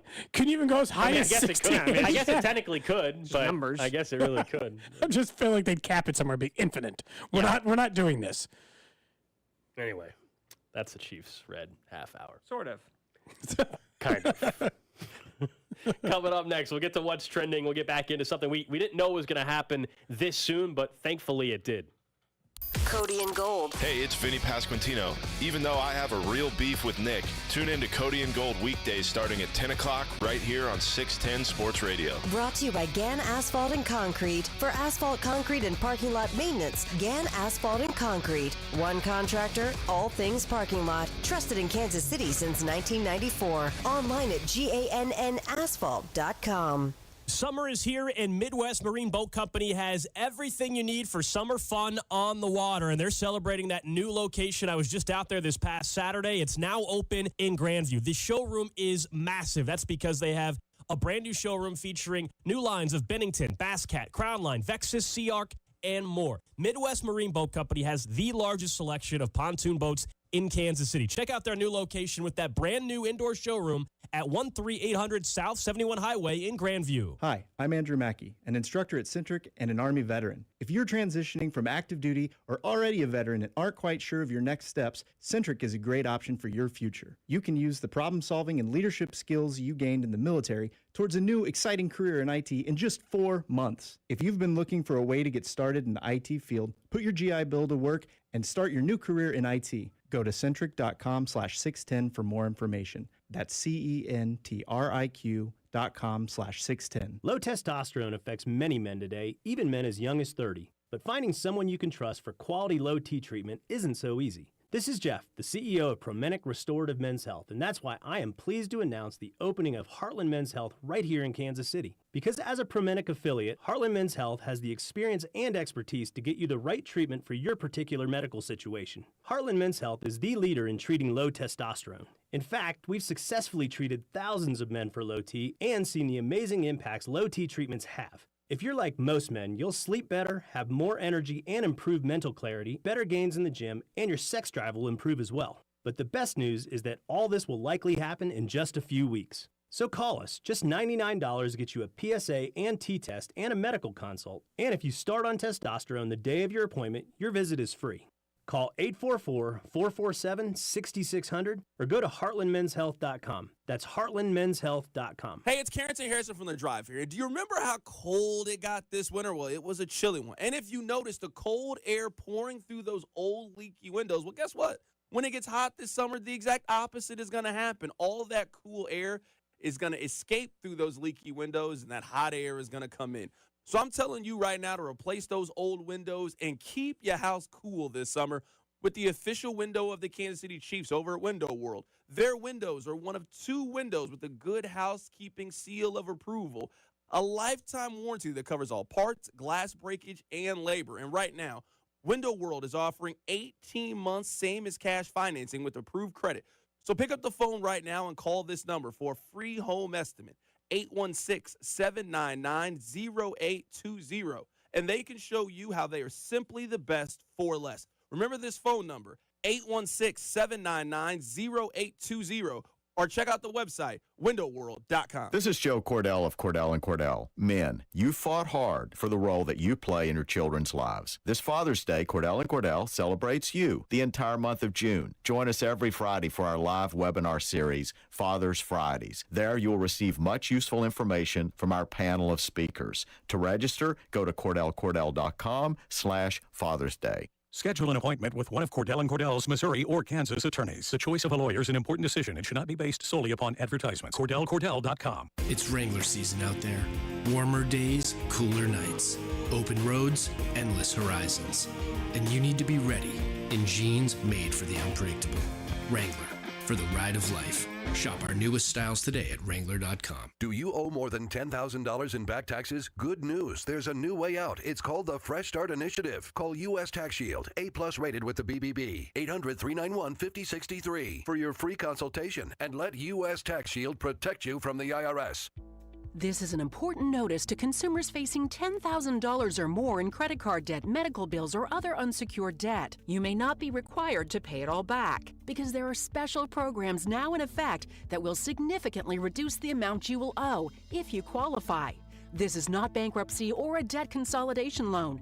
These programs, which the credit card companies like to keep secret, exist to aid American consumers struggling with overwhelming credit card debt by offering tremendous savings and real debt relief. Accredited Debt Relief has established a special hotline for you to call and learn what savings you qualify for. They've helped qualify consumers with over $1 billion in debt and are A+ rated with the Better Business Bureau. So don't wait. Get the relief you need during these hard economic times. For this free information, call the Accredited Debt Relief Hotline now. Call 800-873-7171. 800-873-7171. 800-873-7171. Attention basketball fans, get ready for an electrifying showdown on June 10th. The ABL presents an epic clash between two legendary alumni teams. It's Self's Army, led by Brandon Rush, going head-to-head against the Manhattan Boomers, led by Jordan Henriquez. Mark your calendars for June 10th and secure your tickets now at eventbrite.com or ablballin.com. Experience the adrenaline, the energy, and the excitement of ABL live in action. It's Self's Army versus the Manhattan Boomers at Kansas City Community College. Be there and be a part of the ABL legacy. Prescriptions require an online consultation with a healthcare provider who will determine if appropriate. Restrictions apply. See website for details and important safety information. Subscription required. Price varies based on product and subscription plan. Hey guys, did you know there's a generic form of Viagra that works just the same, but is 95% cheaper? And you can get it online? Just go to 4hims.com/joy. Through Hims, you'll get a free medical consultation, discreet shipping if prescribed, a 100% online process, and trusted generic alternatives to the name brands at up to 95% off. That's right. Get generic for Viagra, the same active ingredient as brand name Viagra, but for 95% less. It's the same medication, still prescribed by a licensed medical provider, but with zero copay, no expensive appointments, and no awkward face-to-face conversations. To start your free online visit, you need to go to this exclusive address, 4hims.com/joy. That's 4hims.com/joy for your free online visit. FORHIMS.com/JOY. You're listening to 610 Sports Radio from the Max Motors Studios. Talking with Lorenzo Kane here on 610 Sports Radio. Honestly, that trade to Kansas City was the best thing that could have ever happened to me. 610 Sports Radio, KCSP Kansas City, WDAF HD2 Liberty, always live on the free Odyssey app. What's trending? All right, let's check in on the hot topics trending. Number one on What's Trending, we announced earlier today, our third annual Cody and Gold garage sale is set for Tuesday, June 20th.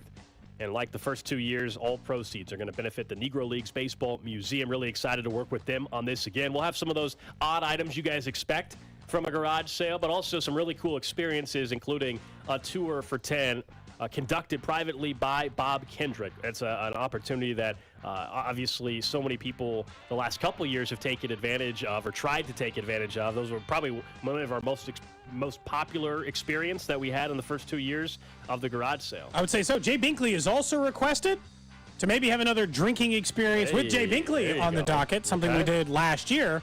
So if you operate a local bar, let us know. We've got some old local jerseys. There's also a personalized Cody Tapp UMKC jersey. And a Superbone jersey from me. There is. I'm putting 2 jerseys at game worn. We've got actually quite a few jerseys. I think we have a Clyde Edwards-Helaire autographed jersey that'll be available. Nick has already offered up his Pasquatch. I didn't even Pasquatch jersey. I didn't know that was going to happen. We have an old Marcus Peters and got a lot of jerseys. And an Astros jersey too. It's Nolan Ryan, isn't it? Yeah, it's from some giveaway down in Houston. Someone bid on it. Oh, I also have I have one of the 610 ones, the black ones from last year as well. So we got some of that. We also just have some random items from people's 10 houses. jerseys. We do. We have quite a few jerseys. All right, what a week for us. The Cody and Gold Garage Sale announced date is out, and we'll be riding the Zambezi Zinger on Thursday. Coming up, Aces. Yeah, we will be out at Worlds of Fun this Thursday. All 3 of us, as a matter of fact, taking the show on the road. Up to my neck of the woods. Heck yeah. Yeah, you going to walk there? It's so close to you. Do you guys want to find out if we can just turn on some rides ourselves? Yes. Yeah, I don't think it works that way. But find out though. Go ahead and ask them if they can get other rides operational. Just for us. Yeah. Hey, just real quick since we're here, do you guys mind turning a couple of them on? I actually was out there testing our equipment, and I saw the Zambezi Zinger in action with some big filled up water balloons, essentially, just like water dummies, just sitting in there. Well, it seems like a smart idea to test the ride, so I appreciate that. How much do they have to pay you to be, instead of the water dummy, it's you? How many rides in? Not the first ever. Let's say they've done 5 with the water dummies, and so far so good. So far so good. But it's going to be an entire ride full of water dummies and you, just one person. After 5 of them before, I'm good. Okay, you're in. Yeah, just not not the very first of the dummy rides. Not the first one ever. I would think they'd run it empty first before they got to the water dummy part. Next up on What's Trending, the Denver Nuggets are in the finals after sweeping the Lakers last night 4-0. Game 4 of Heat Celtics will be tonight. They have a chance to sweep as well. I guess at this point, I assume a sweep is coming, but also Boston is a good enough team. They should win one damn game in this series. Right now the line sits at +1.5 for the Celtics. I think we're going to have another sweep. I think we're going to end up with sweeps in the Western Conference Finals and now also in the Eastern Conference Finals. Either way, the series is over, but I do think Jimmy Butler and company can wrap it up tonight and set us up. You know what's terrible, though, about the NBA scheduling? Just we know that the Western Conference Finals are done. There's a chance the Eastern's done tonight. We still have to wait the same amount of time for the finals to begin. They don't start the finals earlier because the series They should. It's just the layoff is dumb. It's the TV schedule stuff. I know. It still sucks, man. Of course it does. Next up on What's Trending, the Broncos announcing they have cut kicker Brandon McManus, Surprising. longtime veteran kicker for the Denver Broncos, so they're heading in a different direction. And he'll be a Cowboy by the end of the afternoon? Did the Cowboys ever find anybody? No. Oh, well, then yes. No, they haven't found anybody. God, he's been one of the best kickers in the NFL the last 5 years. Cowboys kicking. Brutal. It was very brutal bad. last He should be a Cowboy by the end of the day. That would be my guess. Next up on What's Trending, staying in the division. Reports now say that Austin Eckler will stay with the Los Angeles Chargers this year with some new incentives possibly added to his deal. Look, he'd asked for more money, wanted a long-term extension goal to commit to him based on the amount that they use him, and he's running back. It's his only chance to be paid. Take it. You're going to stay in there one more year, and they'll juice up the incentives a little bit, so maybe it's more valuable to you this season if you perform well. That's about as good as you can do as a running back, man. Your threats are mostly empty because there's not big money somewhere else outside of this market for you typically. Lastly, on What's Trending, NFL owners today did approve the resolution that will put the ball at the 25-yard line if you have a fair catch on a kickoff. Coaches, not a fan of this. Owners did approve it on a one-year trial basis. Their claim is safety, even though, again, yesterday they approved flexing for Thursday night football. Now, Jeff Miller, the NFL executive, cited higher concussion rates on kickoffs and punch relative to other plays, says unprompted there may be more to come. Look, a couple things with this. Fair catching, the players are still running down the field. There's not the collision of the tackle, but they're still blocking, getting near each other. So that to me, let's say fair catch it right away. Ball's in the air and they start waving their arm. I agree with you. Earlier we were discussing this, that it seems like if it makes it past this first-year trial run, they're trending in a direction just to get rid of kickoffs altogether. Unless they can watch, the one thing I'll give the XFL credit for, they've tried to come up with creative ways to do kickoffs. Maybe they need to focus in on what are other ways to do kickoffs without having to eliminate them entirely. I know, but in the end, 20 years from now, not sure we're doing kickoffs anyway, man. It is the most dangerous play on an NFL field where safety concerns are always going to be brought up. If any other sport, why wouldn't you get rid of the most dangerous play? Like if you could, Roger Goodell would agree with you. That's what the NFL does. They're like, hey, the most dangerous play for NFL offensive linemen is being cut block. So no more cut blocking. Get rid of it. Like if you're going to do it for each individual position, it's just the most one in the NFL anyway. Just ditch it. That's what's trending here on Cody and Gold. Roger Goodell holding his press conference right now as well. We'll let you know if anything notable comes from that. They're talking about international games and the Jags playing 2 games in London this year. He was asked if that means a team could get there full time, and he just says the focus is to try to do 2 and see what the impact is there first. So, yeah, they're just trying to connect. This is why I don't think it's happening in the next 5 years. I think we were talking about this a few weeks ago. It's probably still, I would take the over on 2030 being the time frame for a Jags, not the Jags anymore, but a 4-team European division. Would have been the Jags, but they got a real quarterback. And then it turns out once you get a new stadium and a new well, you know, they got a new stadium because they got a new quarterback. Yeah, they got some upgrades coming. It's just the way that this works. It's like once you figure that out, then you get to just kind of stay again. I think that'll be NBA way more. Week 2 when the Chiefs go down to Jacksonville. I think that'll be a game where the crowd breakdown. I think a lot of Chiefs fans who now travel to every game seemingly, but even though the Jags are really good, I think that's a great. Even though it's probably gonna be humid as heck down there, that'd be a nice little. That'd be a nice little like road living trip inside of an armpit. Oh wait, they got a pool though, September man. in They got a Jacksonville. pool though, so you could just go sit in the pool. It's one pool. Everybody in the stadium can't go pool. sit in the pool. It's a massive pool, not for 70,000 people. You're right, Cody, but there's a lot of 200. Let's just take the show on the road to Jacksonville. Sweat our asses off. If we're gonna sweat near a pool, I'd rather take this show to Las Vegas and we go sit by like Circa Swim. But you can watch the game while you're. And I can watch all kinds of games there. Well, I mean, Circa obviously would be a nice trip. I'm talking about while the Chiefs are playing. Yeah, well, I could do that at Circa too. I could watch the Chiefs play by a pool. You know my feeling about. And that's hot. When's the last time you were in Vegas? You're in a drought. I know. How many years now? It's been 3. Shocking. I used to go once a year. No, it's been a little bit. In fairness, that was probably when your sister was living there. So. That was part of it. That was definitely part of it. Then COVID happened and all that. But yeah, I would love to go back to old Vegas. Some of it now too. You know, we could just bet on sports for those of us on the Kansas side, right from my couch. It's kind of nice. I don't know how it is on Missouri for you. Not on my couch. I did play some wagers. I'm a morning better now because I'm like a morning better. Well, I have to I don't always want to stay after the show, so I do it sometimes when I get here. Figure out which wages miserable. Why? I just bet whenever I want. I can't live bet when I'm better at home. I can't just be spending afternoons driving to the Kansas side all the time. Not saying I'll never do that or have never done that. Just saying I don't want to do it regularly. Okay. Place my wagers while I'm here. Reminder coming up. Don't shame me. Don't bet shame me. Coming up in the 1 o'clock hour, expected to have Chiefs rookie wide receiver Rashee Rice join us here on Cody and Gold. Yesterday, though, after we got off the air, the Royals did make the move that everybody was waiting for, wondering would it actually happen before Memorial Day weekend. That was designating Hunter Dozier for assignment. I mean, it goes without saying. We understand why the move had to happen at some point. Pleasantly surprised that they went ahead and did it on May 22nd. I was wondering if this thing was going to linger longer and longer because you needed to get approval from the ownership group because they're going to eat $7.5 million still this year, $9.25 next year, plus $1 million buyout in 2025. I do think it is one of very few things the organization could do right now to try to at least get something positive from the fan base. And I know that sounds terrible, like, oh, something positive, somebody's losing their job. Okay, Hunter Dozier's going to be fine. He's going to be perfectly fine. But monetarily, you mean? Yes. And he's going to probably end up on another team at some point. Most likely. Very, very soon. But from a fan perspective, you needed to give them something to show that you're operating differently. You're willing to eat that kind of money.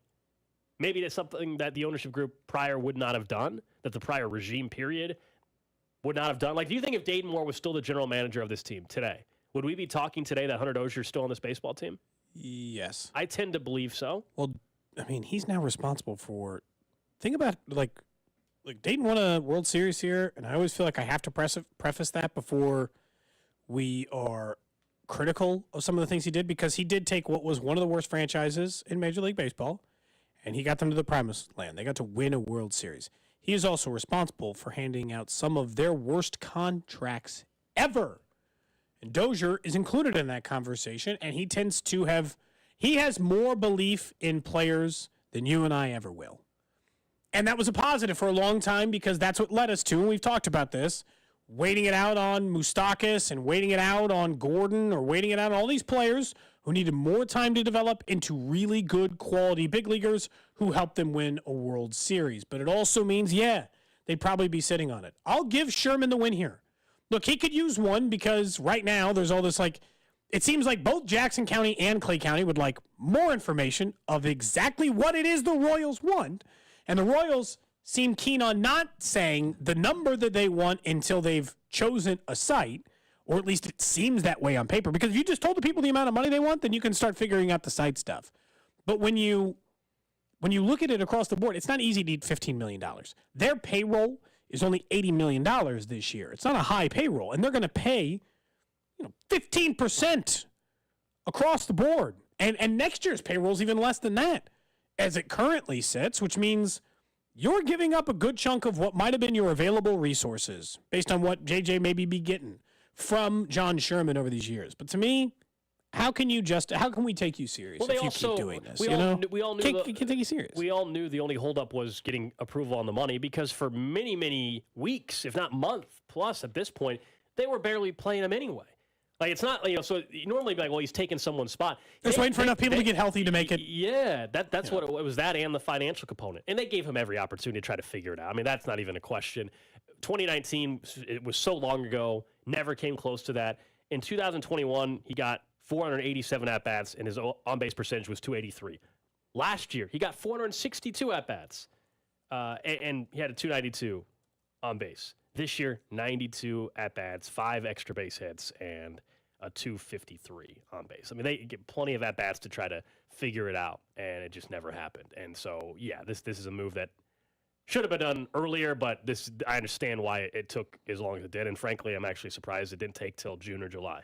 Well, remember we had asked the question on the show, which was, I took the over. Is it before or after the Omar Infante line, which was about mid-June? They got to beat by 3 weeks. Like, they've got it covered by a long shot. And I understand nobody wants people to come on here and be like, wow, the Royals are doing it. Because they're bad, right? The team doesn't have any wins. They're nowhere close to being competitive at this moment. And they let go what is going to end up as one of the worst contracts in their entire franchise's history. But where does that one stack up? Because the dollar amount by itself in baseball world is not a ton, but for the Royals, it's obviously one of the bigger deals. Now, Alex Gordon's deal, truthfully, it's funny how we perceive it because, of course, but Alex Gordon's deal is not as bad as Ian Kennedy's or Jose Guillen's or Gil Mesh's. Alex Gordon, we also view that the extension he got after a little bit different because the dude hit a home run in Game 1 of the World Series and everybody loves him, and he helped him win a championship. So you get a little bit of a different feeling around that. Yeah, if you were saying production versus dollar amount, you're probably having those conversations. But Royals one's off the top of my head that I would put worse than Hunter Dozier. Jose Guillen, Juan Gonzalez. I almost feel bad including Gil Mesh because he gave that money back. He did. So maybe not him. Probably not him. I don't think I would include him in there. Jason Kendall's contract was really bad at the time. I don't know. That's probably I'm telling you, Ian Kennedy's right up there, man. He is the second highest paid player in this team's history. He didn't even make it through the rest of the deal as a starter. He was a relief pitcher by the time he was done. He made himself a valuable relief pitcher by the time he was done, but they didn't even get him there. And then there's Omar Infante's deal before we even get there. If you spread it out to the Chiefs, then we're including guys like Castle or Kendrell Bell. I'd have to go. I don't know enough about sporting to know how bad they deal. Could we include Romeo Connell's deal in this? Or we just take it out of just players? Giving Cornell the contract when they did. That is one of the worst contracts in Kansas City history, right? Well, that's different. That's right there on the list. That would just be saying worst hire. I mean, it's just a different way of saying. I mean, they gave him an extension, right? I mean, it'd just be the worst. It would just be like worst hire because we don't look at coaches.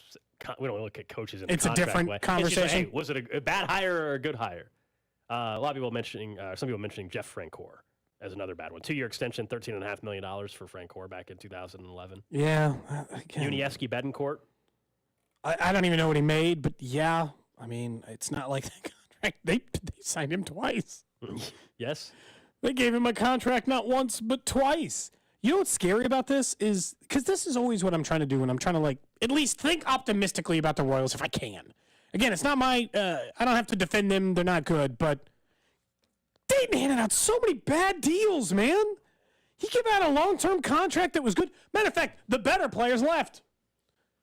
Maybe they didn't have perfect careers, but the guys who had more production left. And look, I think Royals Farm was actually going back on this. Like, I still don't go back to those times and say they should have traded Kane and Hodge for the same reason that they're not. They got, like, Lynch and Coar, who aren't performing yet, but you were going to do better from a prospect perspective than you probably were going to do at that point. But, yeah, I mean, I don't know. It's probably squeezed right after Infante. It deserves that category.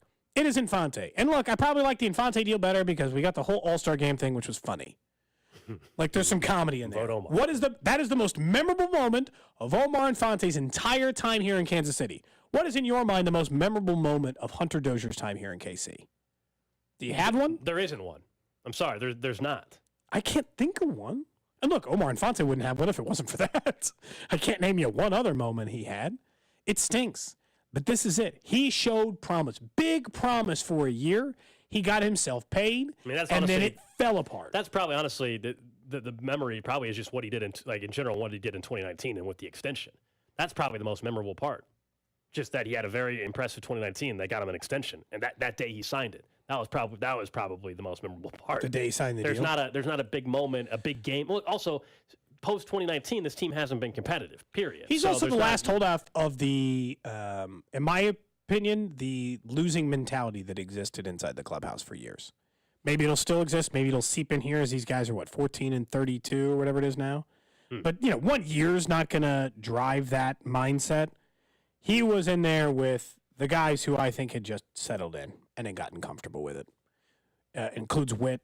It includes guys like Ian Kennedy. It includes all those things. This is what Matt Cotrero had to say about the designation for assignment there for Hunter Dozier. Well, first of all, it was an extremely tough decision based on who he is as a person, as a teammate, as a worker.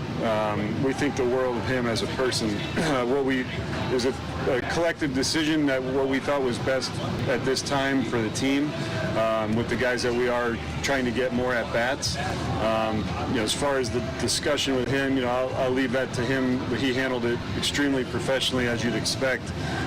It's definitely not a fun message to deliver to anyone, and out of respect for him, I won't say how he felt. Unfortunately, this game is really difficult, especially the hitting aspect of it. We did see some bright signs with some walks picking up, some hard contact, and on the defensive side, he has improved a lot. His agility, his range, his quickness has gotten better, and like you said, it was not from a lack of work. That is Q. They're talking on Bally Sports KC. He started getting hurt. He never recovered, Dozier. I still wonder if that's part of it. Started missing time, man. Too many years now, though. I think that was a fair question in 2020 and 2021. I think we're way too many years past for that to be used as a reason why he didn't get figured back out. Fair. I mean, 2020, he missed pretty much the entire season, but then he only missed 30 games in 2021, another 30 in 2022.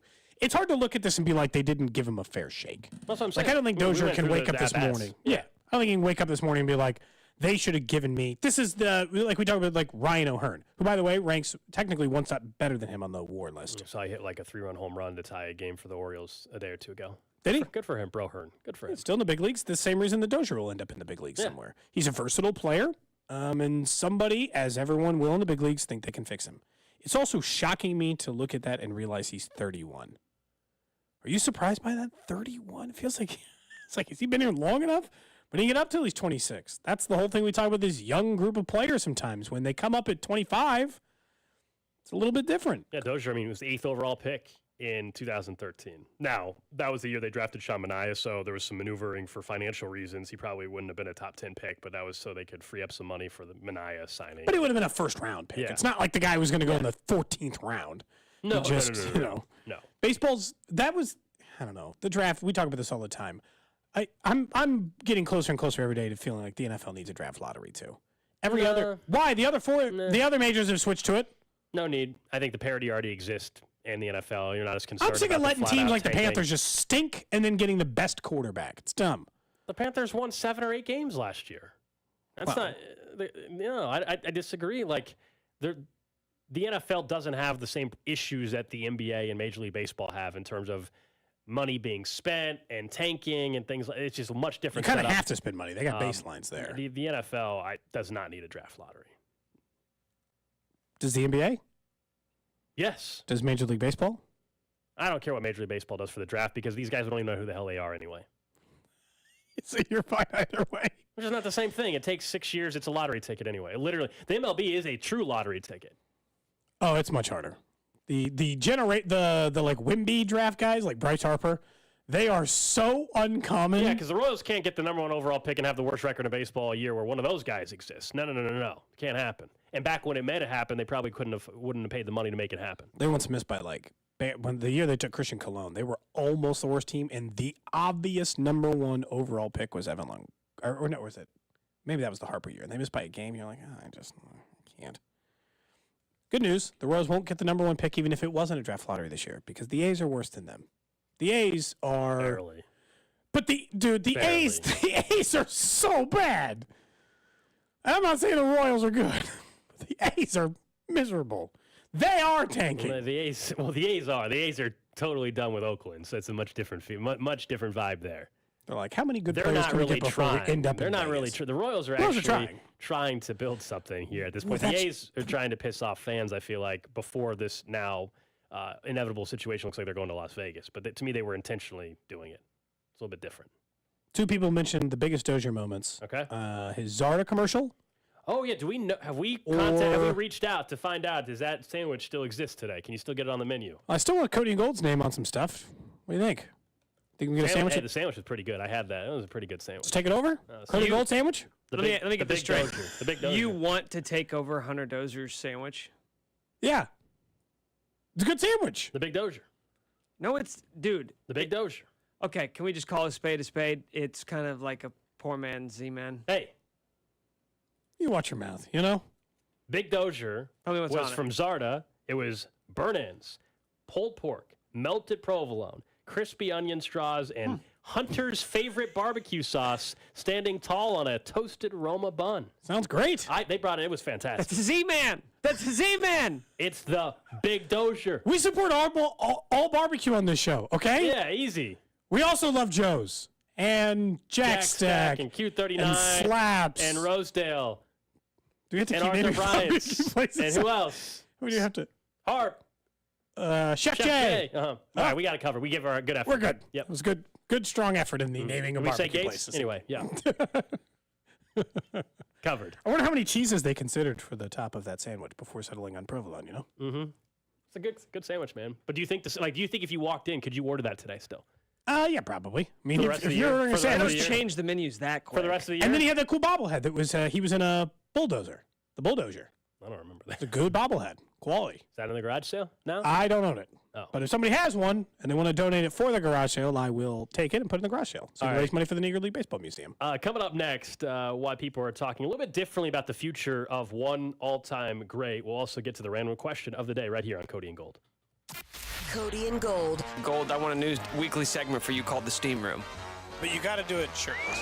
That's Cody's request. Brought to you by Gann Asphalt and Concrete. For asphalt, concrete, and parking lot maintenance, Gann Asphalt and Concrete. One contractor, all things parking lot. Trusted in Kansas City since 1994. Online at GANNasphalt.com.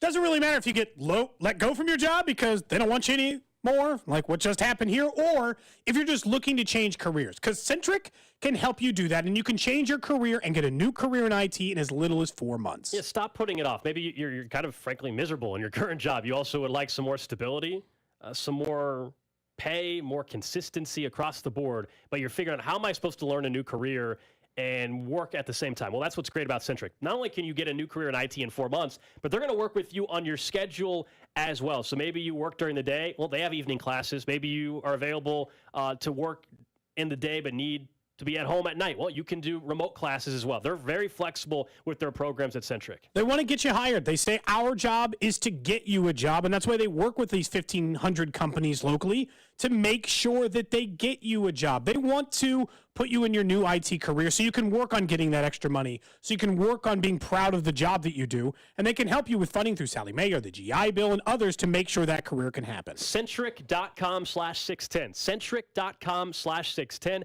IT is the future of Kansas City. Let Centric make it your future. This is an important notice to all U.S. taxpayers. The IRS is giving away billions of dollars in tax savings through a federal program called the Fresh Start Initiative to aid delinquent taxpayers. This initiative was established for anyone facing financial hardship and unable to pay their back taxes. Qualifying and enrolling in this program will stop all collections, settle your delinquent tax problem, and even reduce what you owe by thousands of dollars. Call the hotline at People's Tax Relief to see if you qualify and get this free information by dialing 800-924-7415. If you have unfiled tax returns or cannot afford to pay your personal or business back taxes, you can now get the help you need. One simple phone call can resolve your tax problem and save you thousands of dollars. To see if you qualify and to get this important free information, call 800-924-7415. 800-924-7415. 800-924-7415. Do you have an outdoor job, but it's not the job you dreamed of? Or your job is indoors, but you'd rather be outdoors learning an exciting new career? Maybe you need to learn about Ryan Lawn and Tree. This is Larry Ryan. We've worked hard to make Ryan a very special place to work. We have 350 full-time career associates, and we're 100% employee-owned. The work can be hard and the hours long, but if this doesn't scare you, think about this. You can forge your own destiny. We have exciting jobs, and with your help, we will continue to grow. What's your gift? Are you a leader or manager who could learn our industry and help us to grow here or manage in a new city? Do you like the excitement of rock climbing? Maybe you'd make a great certified arborist. Do you love plants and nature? Imagine helping provide beautiful outdoor sanctuaries for our customer families. At Ryan, your top qualification is a desire to learn, to make customers happy, and dreams of a better life for you and your family. If you're a go-getter, go to RyanLawn.com. Texting enrolls you in recurring automated marketing text messages. Consent not required to purchase. Message and data rates may apply. Leaving for the gym so early? I'm ready to go. Since you started taking Nugenix Total T, you've been acting like when we met in our 20s. I feel like myself again. Lower testosterone after turning 40 slowed me down. Nugenix Total T has been a game changer for me. What is it about Nugenix Total T that's different? Well, it's a patented key ingredient called testofen. It boosts free and total testosterone to help you get back the drive and energy from your youth. It's backed by 5 clinical studies. I've seen the huge difference it's made for you in the gym, at work, and in the bedroom. I'm so glad I sent them a text for my complimentary bottle. Text STAY to 42424 right now for your complimentary bottle of Nugenix Total T. Nugenix is the #1 selling testosterone boosting brand at GNC and Walmart. Do it now, and we'll also send you a bottle of Nugenix Thermo X, our newest, most powerful fat burner ever. Absolutely free. Text STAY to 42424. That's STAY to 42424. Products and statements have not been evaluated by the FDA. These products are not intended to diagnose, treat, cure, or prevent any disease or illness. Is it time to update your kitchen or bathroom? The team at Aspire Kitchen and Bath can help. They'll listen to your ideas and put together the perfect plan to fit your dream and your budget. Set up your no-cost, hassle-free consultation today at AspireKitchenandBath.com. Get in zone, AutoZone. Welcome to AutoZone. What are you working on today? I think my battery's dead. With free battery testing and charging, AutoZone is here to help. Get in zone, AutoZone. What if I need a new one? We have the right batteries right here at America's #1 battery destination. Get in zone, AutoZone. And what if I don't know how to connect it? No problem. We have a how-to for you at AutoZone.com. Get in zone, AutoZone. Restrictions apply. Come shop Memorial Day deals now at Lowe's. Prep your yard for the summer for less with 5 for $10 Scott's Naturescapes mulch. And save on appliances with up to an additional $1,000 off select major kitchen appliances. Find savings across the store today, like 5 for $10 mulch. Lowe's knows home improvement. Valid to 5/31. Mulch offer excludes Alaska and Hawaii. While supplies last, selection varies by location. Appliance savings vary based on purchase amount. Exclusions apply. See store at Lowe's.com for details. Now listen up. I only have 30 seconds to tell you all about my first Netflix show, FUBAR, before this ad self-destructs. I play a spy who on his last day on the job discovers that, surprise, his daughter is also a spy. Can you imagine that? Together, we both go commando to terminate a very bad guy. Now remember the date now. May 25th, FUBAR is going to blow up on Netflix. This Netflix ad has been terminated. By texting 64000, you agree to receive recurring automated marketing messages from Babbel. Message and data rates may apply. No purchase required. Terms apply. Available at babbel.com/TNC. We're going abroad for the first time in years. To Spain. So we started using Babbel. And started learning Spanish fast. ¿Cómo te llamas? ¿Cómo te llamas? ¿De dónde eres? ¿De dónde eres? In just 3 weeks, we're starting to have conversations in Spanish. Babbel, language for life. And now try Babbel for free by texting radio to 64,000. Text radio to 64,000. The 610 Sports Radio phone line is brought to you by Onder Law Injury Lawyers. Visit getjim.com. Anthony Plumbing, Heating, Cooling, and Electric. Technicians you can trust with your house keys. At Anthony, we get the job done right the first time. That's why these are the technicians Kansas Cityans have trusted for over 70 years. Right now, receive a new AC for as low as $59 a month. From Anthony Plumbing, Heating, Cooling, and Electric.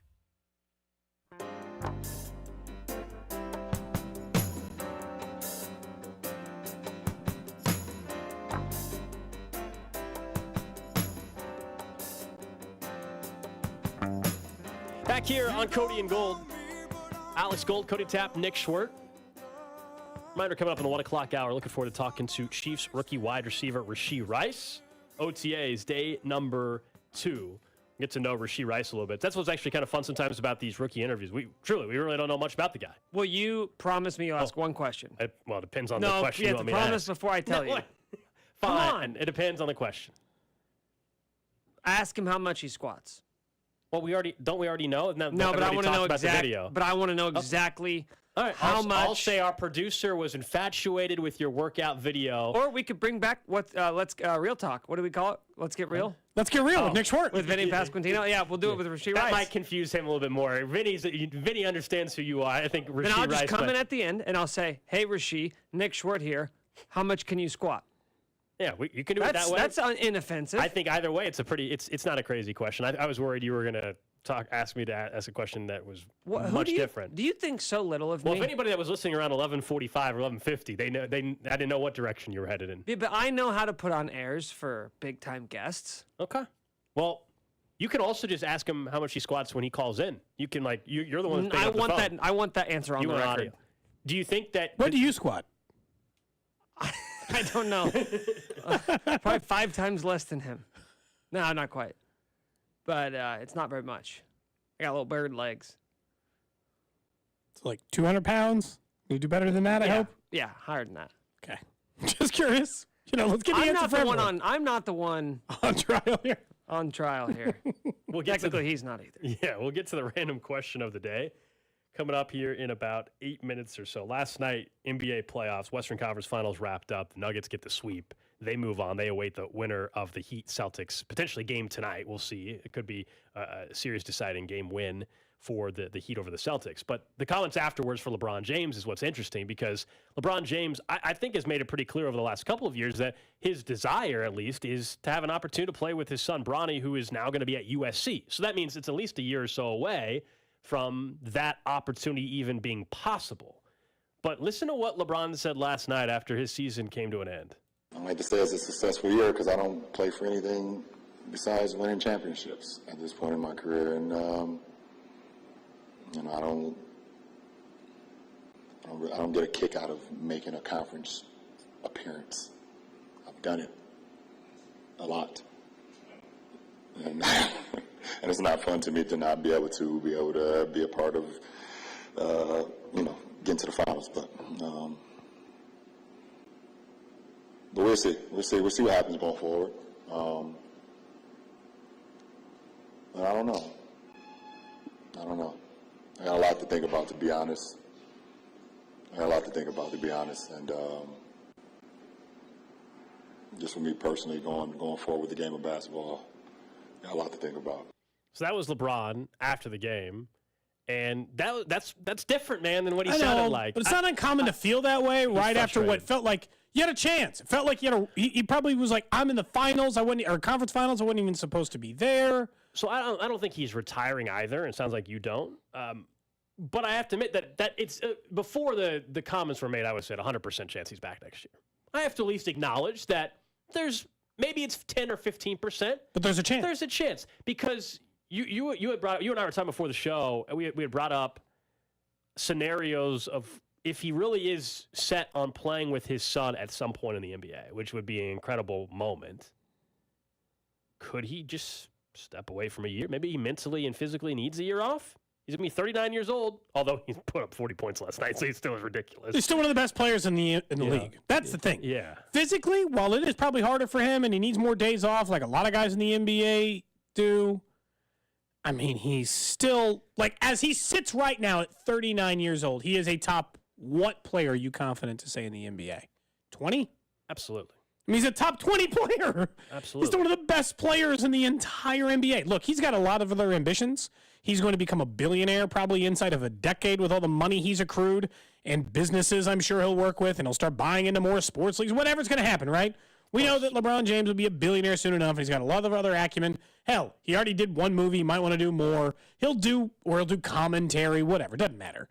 And you say, no, guys don't do commentary. Tom Brady just signed on, so I won't hear any other arguments about it. Has Tom Brady stepped in the booth? You haven't won that yet. Come on. You haven't won that argument yet. I'm going to win in like a year. You got to wait till Tom Brady's actually calling games, not signing contracts. But Fine. yes, I don't want to hear that argument anymore with Tom Brady. But like whatever it is he wants to do, and that might not be the thing he wants to do. Yeah. He's got plenty of things ahead of him. I still think he wants to play with his kid. Well, how cool would that be? I mean, that would be awesome. That would be insane. That's a once-in-a-lifetime opportunity. Ken Griffey Jr. on the field. You know, we've seen it a couple of times. Not like it's never happened in sports history. Has father it happened and son. in the NBA, though? I don't think it's... I don't know. Someone can check me on. Certainly not in our lifetime. Let's put it that way. Not in the NBA. I don't know. I can name a couple of other sports where... No, you name baseball. It happens in baseball more frequently. Was there any instance in the NBA? No. Yeah, that's why that's going to be special. No father and son have... I mean, multiple, obviously, fathers and sons have played in the NBA. But not at the same like time. Del Curry and Steph Curry, but they weren't playing at the... And on the same team, potentially. Well, and that would be the point. By the way, there are, of course, odds offshore for where if LeBron does not play for the Lakers next year, could he just play somewhere else? The Knicks are 3-1. The Sixers are 3-1. Clippers 5-1. Cavs 7-1, and then the Suns 8-1. Look, if it's just about winning championships, just go to the Sixers, right?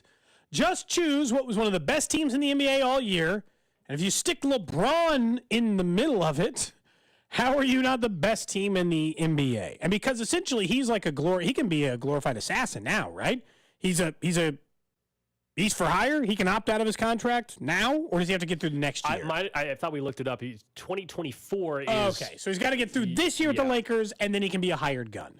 But it's also LeBron. I mean, he's got a little more, there's some more maneuvering in the NBA that a star player, let alone if you're LeBron, can do with when you even have time. Dude, if he doesn't want to be with the Lakers next year, he can get out. Doesn't matter. He can go play wherever he wants. You know how it is. You're essentially a free agent every year that you're in the NBA. There's also the point, like, you sit out, you can watch your son play at USC for a year. Is LeBron, like, Bronny ultra talented to get a scholarship at USC? He is currently projected to be in the top 20 of the next But that's the thing. the following year's NBA draft, but we don't know. See how good he is. Guys who are ranked at, like, the 19th best guy in mock drafts for a year from now, those guys can shoot up to the 6th ranked guy or not even on this list of a drafted player, as in needs an entire, averages 6 points and 2 rebounds in a season and needs more time with it. Yeah, looked it up. By the way, net worth LeBron actually already at $1 billion. What? He's already worth $1 billion? He's got so many investments outside of basketball. I mean, seriously, he was part of the restaurant industry. I think Blaze Pizza, he's got some stake in, owns a couple franchises of those. He's got production companies. I mean, yeah, he's doing okay. He's doing okay. Yeah, thanks. Seems like it.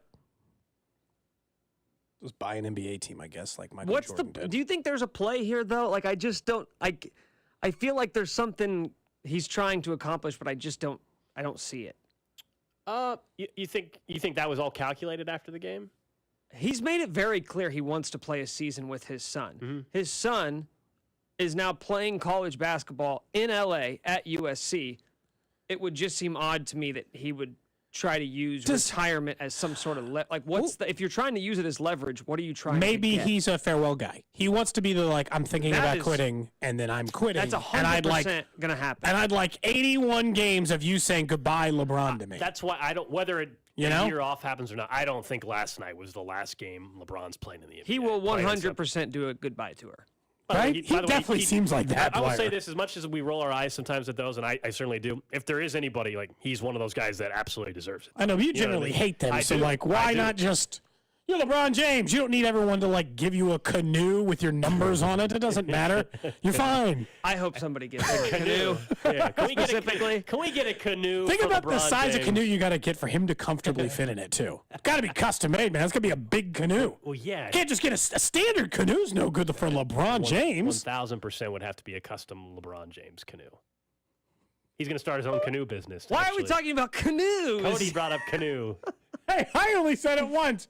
You guys kept talking about it. Go get a canoe. We're at Midwest Marine Boat Company. Go get a canoe over there. Maybe they can. Do they have canoes? They do have canoes. Oh, wow. Okay. Anyway, let's get to the random question of the day.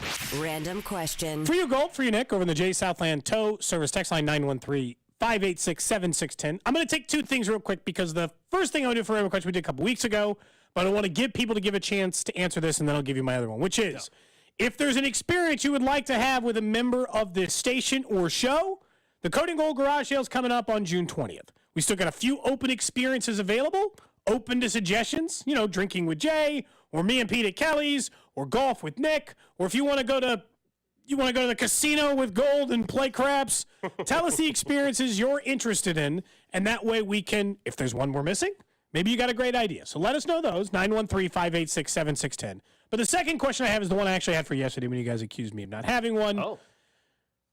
And it's, do you think Oscar Mayer has made a mistake? And I don't know if you saw this news. I did. But Oscar Mayer has changed the name of the Wienermobile to the Frankmobile. Yeah, what are we doing?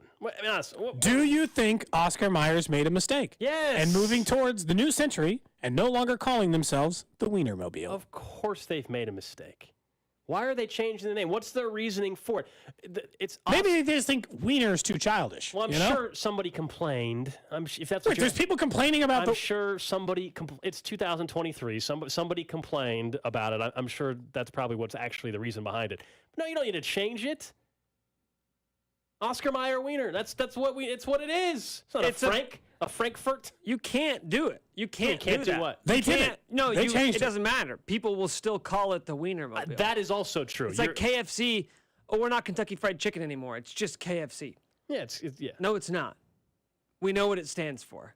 When I see a giant hot dog driving down the road, I will think Wienermobile. When I worked in Wichita, my You're first. saying, what about over time? 100 years from now, you don't think someone will call it the Frankmobile? No. 100 Absolutely years from not. now, when the people who even knew it was called that are Okay, long and 100 dead? years from now, I doubt it's even a thing. It's barely a thing now. We my first job in Wichita, the Wienermobile stopped by the station, and you know the people that drive, they're like interns basically, right? They you can apply for it. They tour around for 6 months, and they 6 months is an insane stretch and they to be a driver of the They go Wienermobile. city to city across the country in this Wienermobile. Dude, Nick, Have it's you been gotten a around since picture? 1936. The Wienermobile's almost been around for 100 years already. And you're pre-canceling it 100 years from now? I'm not pre-canceling It's damn near had a 100-year run. Yeah, I just it's the Wienermobile, and it's plain and simple. That's So you've what got a it picture is. with one? I have taken a photo with the Wienermobile before, outside of our Inside station. or outside? No, just outside. Oh, you Just didn't even outside. get to go in? No, they opened the door. It's so tight quarters in there, like it's not comfortable at all. Really? Yeah. It looks kind of spacious. No. Well, it doesn't go all the way back throughout the Wienermobile. There's still the They don't have some storage back there? some storage, but not for sitting while you're driving. How tall is it in there? Could you Not very- comfortably stand? I don't think. Again, I didn't actually go inside. Said stepdad wanted a wiener whistle, a weenie whistle. They still have those. Like, what are you gonna call them? A Frank whistle? It's no good. Yeah, what? That's what they are called. They have like the little. Wait, hold on. thought There's it was no just- way they call them a wiener whistle. I don't know if they call them weenie whistle. No or whatever. I refuse to believe There's that. no chance that's what it's called. No chance whatsoever. There's no way. The correct answer is weenie whistle. Okay. That's pretty close. Okay. I feel like that they should be shamed into changing it back. I'm hoping this is temporary. I'm hoping it's a marketing ploy to get us to talk about the Wienermobile. Well, I mean, it's working because Well, here we I'm are. concerned. Well, yeah, it's not. It's something that they cannot change. Well, they did. When's So now what? How often do you guys just cook hot dogs at home, by the way? When's the last time you bought a package of This Oscar week. Myers? I bought a pack of hot dogs this week. at the Last grocery summer, store. I think I grilled a couple dogs. That was about it. Big fan of the Hebrew National all beef hot dogs. That or quality. That or Nathan's. man. Quality hot dog. Those are Nathan's are the ones I like. One of the two. I noticed neither of us said Oscar Mayer, even though we're talking about it. We both listed our preferred hot dog brand. I've got kids, so sometimes, like, you just cut them up. Kids like them. Grill them. Kids like them. My kid, so, like, she's just now old enough where, like, I can just get her a hot dog at the stadium and she can just eat it, right? She's 6, so I got her a hot dog, put some ketchup on it. She ate it at the KC Current game in just, like, I almost had to correct her because I thought people might be judging me. She was, like, just biting the top of it slowly down from, like horizontally almost down, eating the hot dog. I thought, this is egregious. I don't even know where to go here. Someone said maybe Nick can slam his ween in the Wienermobile door. A classic. That door's got to be heavy. Don't talk specifically about mine. You did. You did that. Yeah, I'm allowed to. You talk about your own, I'll talk about my own. That's how it works.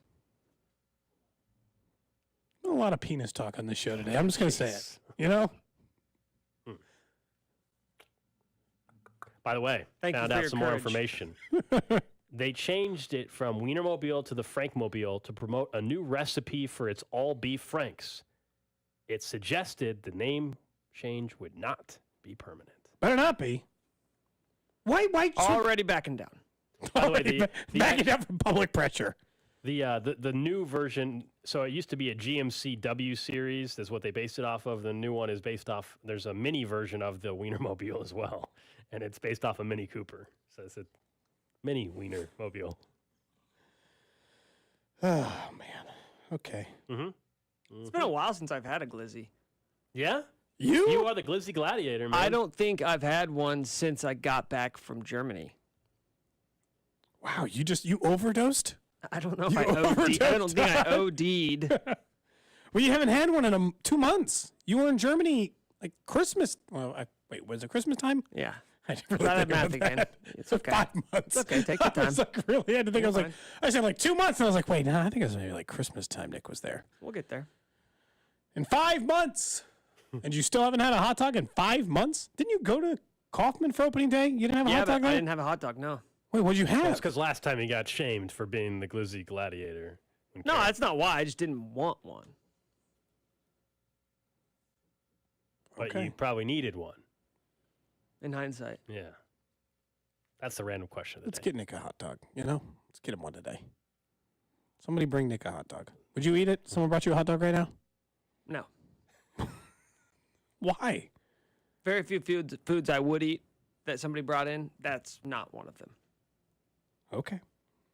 You know Rob would. Yep. We've covered that. Also, I was asked to call in to give Rob some marital advice. Oh? And I forgot, and I didn't do it. So that was the advice. Don't forget well, I to don't call know. your wife on Mother's Day to get her a gift. Call my wife. I saw my Mother's Day wife on Mother's to Day. get her something on an That's anniversary. normally- basically that's what the n- advice you were giving him. That's Don't normally a forget. good suggestion. Cody forgot, and that's advice to not forget. You know, it's funny. I never gave any marriage advice in the show. Remember, we did give Danny Welniak some baby advice for a little while in this show. Yeah, okay. Well, it looks like you're getting ready to show me something. Yes. Is it not for public consumption? No, it is. Someone said our friends at Raygun were clearly on top of the show. They have a T-shirt that says "Always Wiener to me." Good for them. On Raygun website. How about that? Another great partner. It will of this always show. be Wiener to me. It's a picture of the Wienermobile. Coming up next. Thanks for the random question. Up next, something that we discussed could happen, did happen yesterday with the shakeup of the Royals, and we're also expected to talk with Chiefs rookie wide receiver Rashee Rice right here on 610 Sports Radio. Cody and Gold. The Disgusting Brothers. Brought to you by Gann Asphalt and Concrete. For asphalt, concrete, and parking lot maintenance, Gann Asphalt and Concrete. One contractor, all things parking lot. Trusted in Kansas City since 1994. Online at GANNasphalt.com. Well, now that we're into the month of May, that means the weather is warming up. The pools are going to open at the end of the month. The lake is going to be an option for so many of us. It'll certainly be an option for me as well. And that also means I can wear my sunglasses comfortably around the lake or the pool, something I couldn't do until about 2 years ago when I called Dury Vision for my consultation and found out that, yes, LASIK was an option for me. I didn't have to wear my contacts and worry about those around the lake or at the pool. Didn't have to make sure I had my glasses, which nobody wants to wear glasses around the pool. It's just not something that's convenient for anybody. I don't have to worry about that anymore because after I got my consultation, a few days later, I underwent SBK Advanced LASIK at Dury Vision, and now I just wake up and see without glasses or contacts. I can enjoy the pool without having to worry about that because the staff at Dury Vision, who I trusted with my eyes, and you should as well, were able to find a plan that works for me. And right now, they're making that consultation easy for you. You can actually have that consultation conducted over Zoom in a virtual setting. Just give them a call at 913-491-3330 or go online to duryvision.com. Texting enrolls you in recurring automated marketing text messages. Consent not required to purchase. Message and data rates may apply. Leaving for the gym so early? I'm ready to go. Since you started taking Nugenix Total T, you've been acting like when we met in our 20s. I feel like myself again. Lower testosterone after turning 40 slowed me down. Nugenix Total T has been a game changer for me. What is it about Nugenix Total T that's different? Well, it's a patented key ingredient called testofen. It boosts free and total testosterone to help you get back the drive and energy from your youth. It's backed by 5 clinical studies. I've seen the huge difference it's made for you in the gym, at work, and in the bedroom. I'm so glad I sent them a text for my complimentary bottle. Text STAY to 42424 right now for your complimentary bottle of Nugenix Total T. Nugenix is the #1 selling testosterone boosting brand at GNC and Walmart. Do it now, and we'll also send you a bottle of Nugenix Thermo X, our newest, most powerful fat burner ever. Absolutely free. Text STAY to 42424. That's STAY to 42424. Products and statements have not been evaluated by the FDA. These products are not intended to diagnose, treat, cure, or prevent any disease or illness. Hey, this is Rex with KC Real Estate Buyers, and I buy houses for cash. If you own a property in the Kansas City or surrounding area and want to sell it fast and at a fair price, grab a pencil. I'm going to give you a very important phone number in 40 seconds. I'm a private real estate investor. I live right here in KC, and I can pay cash and close on your timeline, even in as little as 3 days. Here at KC Real Estate Buyers, we are improving Kansas City one house at a time. I buy inherited houses, vacant houses, foreclosure houses, behind-in-payment houses, my tenant won't pay the rent houses, and properties that need complete rehabs. Do you own a house that's trashed and needs thousands of dollars in repairs? Great. If you own a house and want to sell it fast, call me at this number, 816-330-6000. That's 816-330-6000. Or go to rexbuyskc.com. That's rexbuyskc.com, and I look forward to working with you. This is Royals Hall of Famer Mike Sweeney. The Royals and the See You in the Major Leagues Foundation are teaming up with Blue Cross and Blue Shield of Kansas City to recognize outstanding high school sport coaches through the Blue KC Coaches with Character program. We'll recognize 6 coaches as a Blue KC Coach with Character. Each honoree will receive a Royals VIP package and more. To nominate an area high school coach, go to seeyouinthemajorleagues.org/BlueKC. Sony Pictures Classics proudly presents It Ain't Over, the new film about one of baseball's greatest superstars, Yogi Berra. It Ain't Over is the one film that you can bring the whole family to enjoy in a movie theater. He's the figure that was larger than life. First-person accounts include Derek Jeter, Joe Torre, Mariano Rivera, Willie Randolph, Don Mattingly, Tony Kubek, and Ron Guidry. He was a guy that everybody loved because he was real.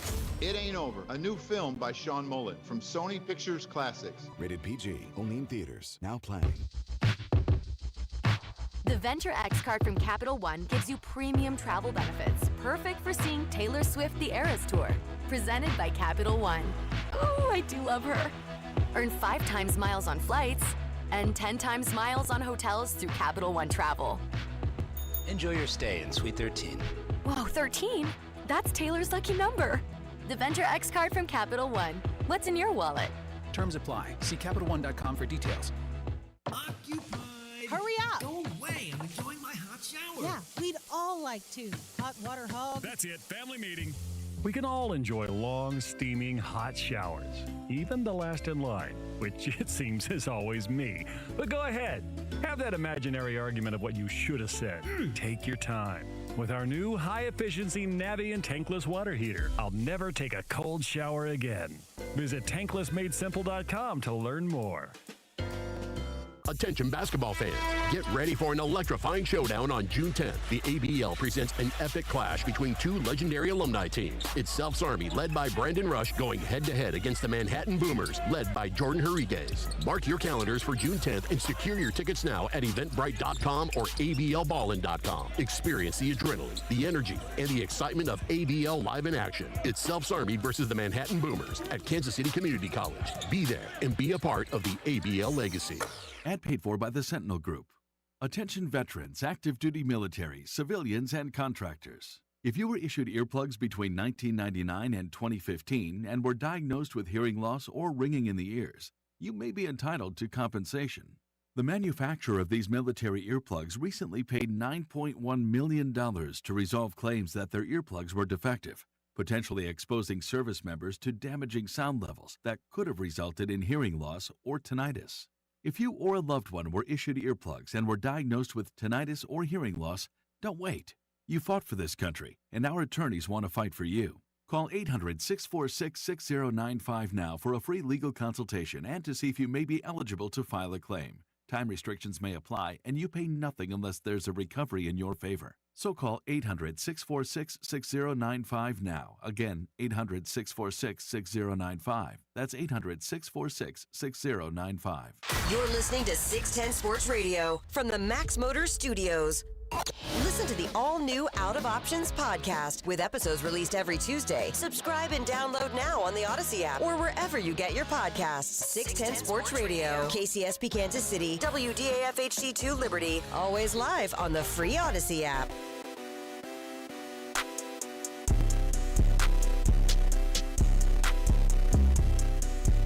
Back here on Cody and Gold, Alex Gold, Cody Tapp, Nick Schwert with you. Expected to be joined by Chiefs wide receiver Rashee Rice sometime this hour. OTAs underway at Arrowhead. Tomorrow, Patrick Mahomes and Andy Reid are going to address the media. So they do these OTAs, and then there's a nice little mini camp, some break.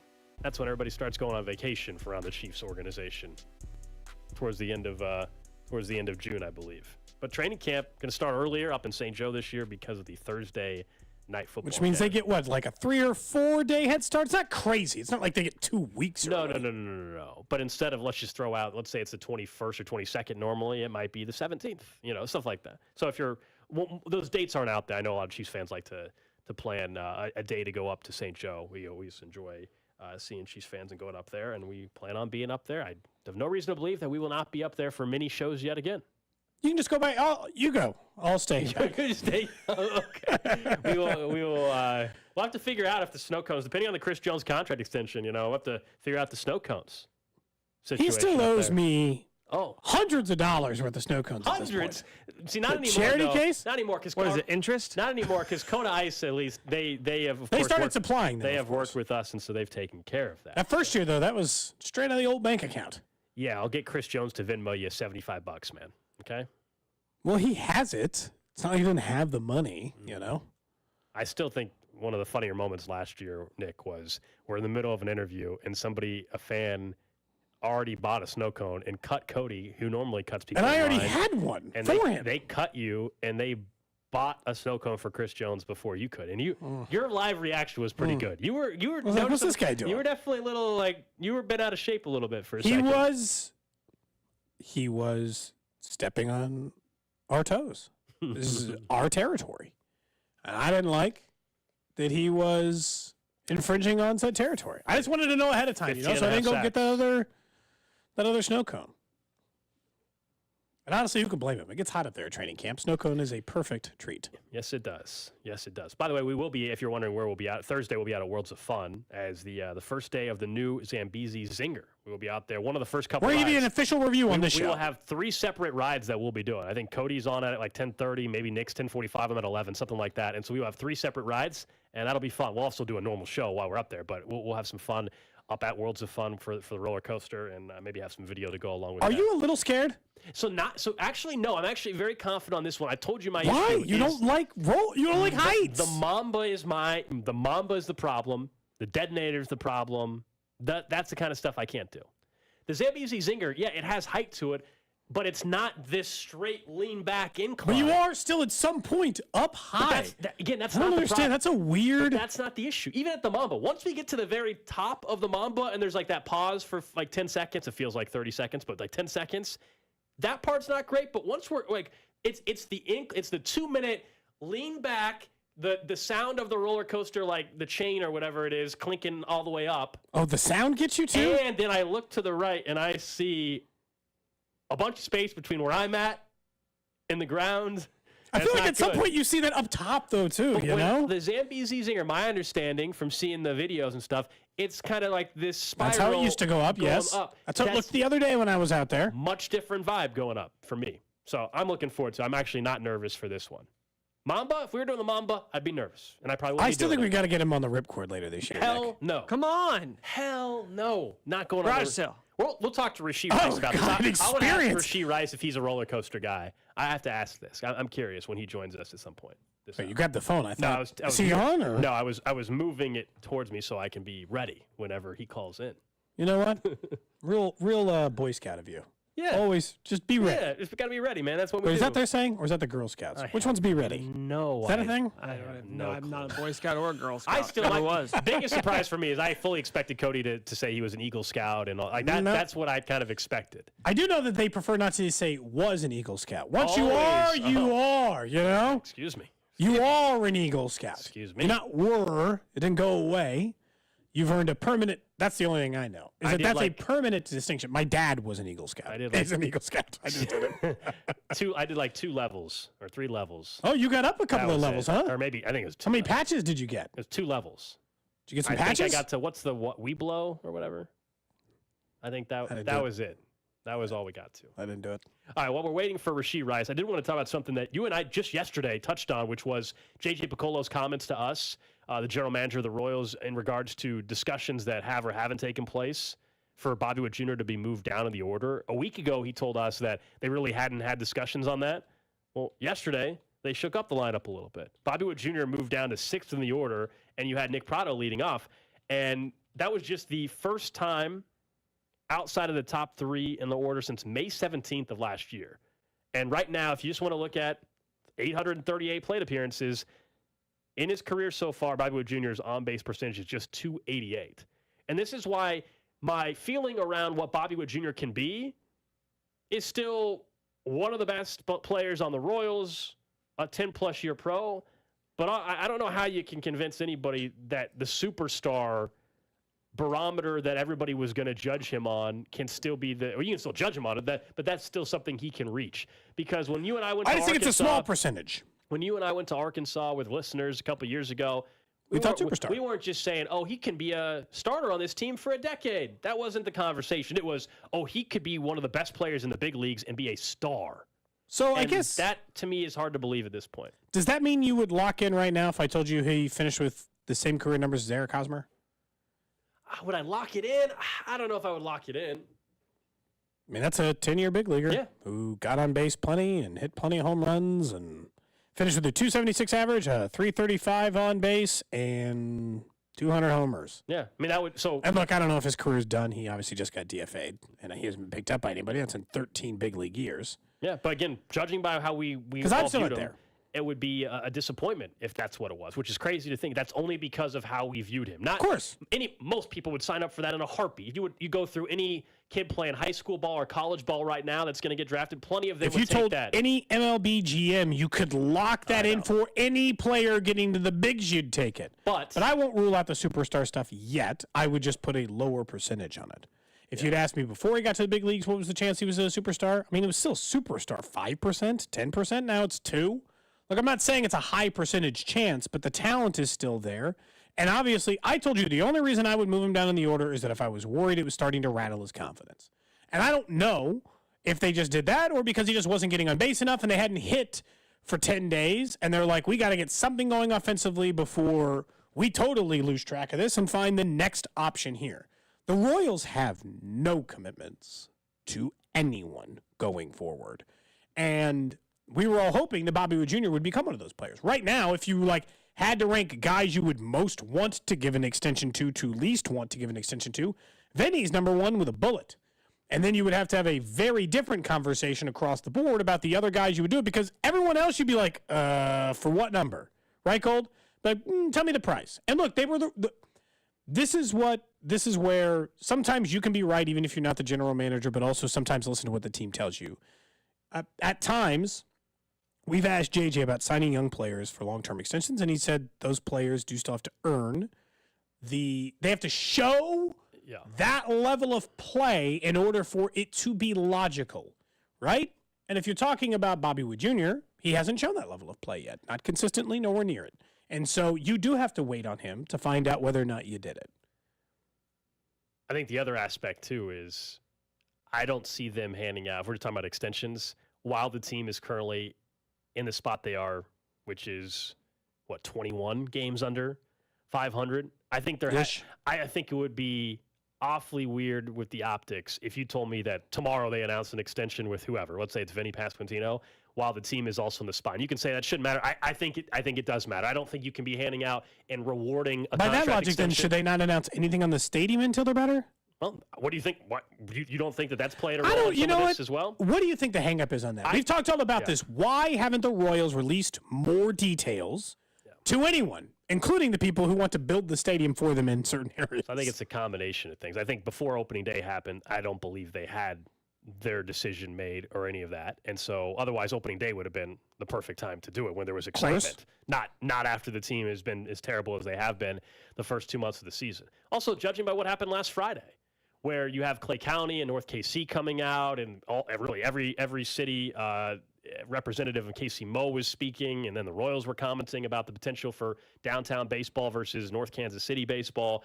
All of that tells us, Cody, they don't have the answers yet. I think that was part of the premise of the tweet from Quentin Lucas, the mayor. It wasn't just that, hey, he didn't want to get into this game of competing with Clay County, but also we need some more information. We need to get down to it here. And we know there's deadlines for certain ballots, opportunities. Clay County claims that they can get a downtown stadium or a North Kansas City stadium on about potentially as early as November, whereas KC Mo maybe in Jackson County couldn't get something put together until next April.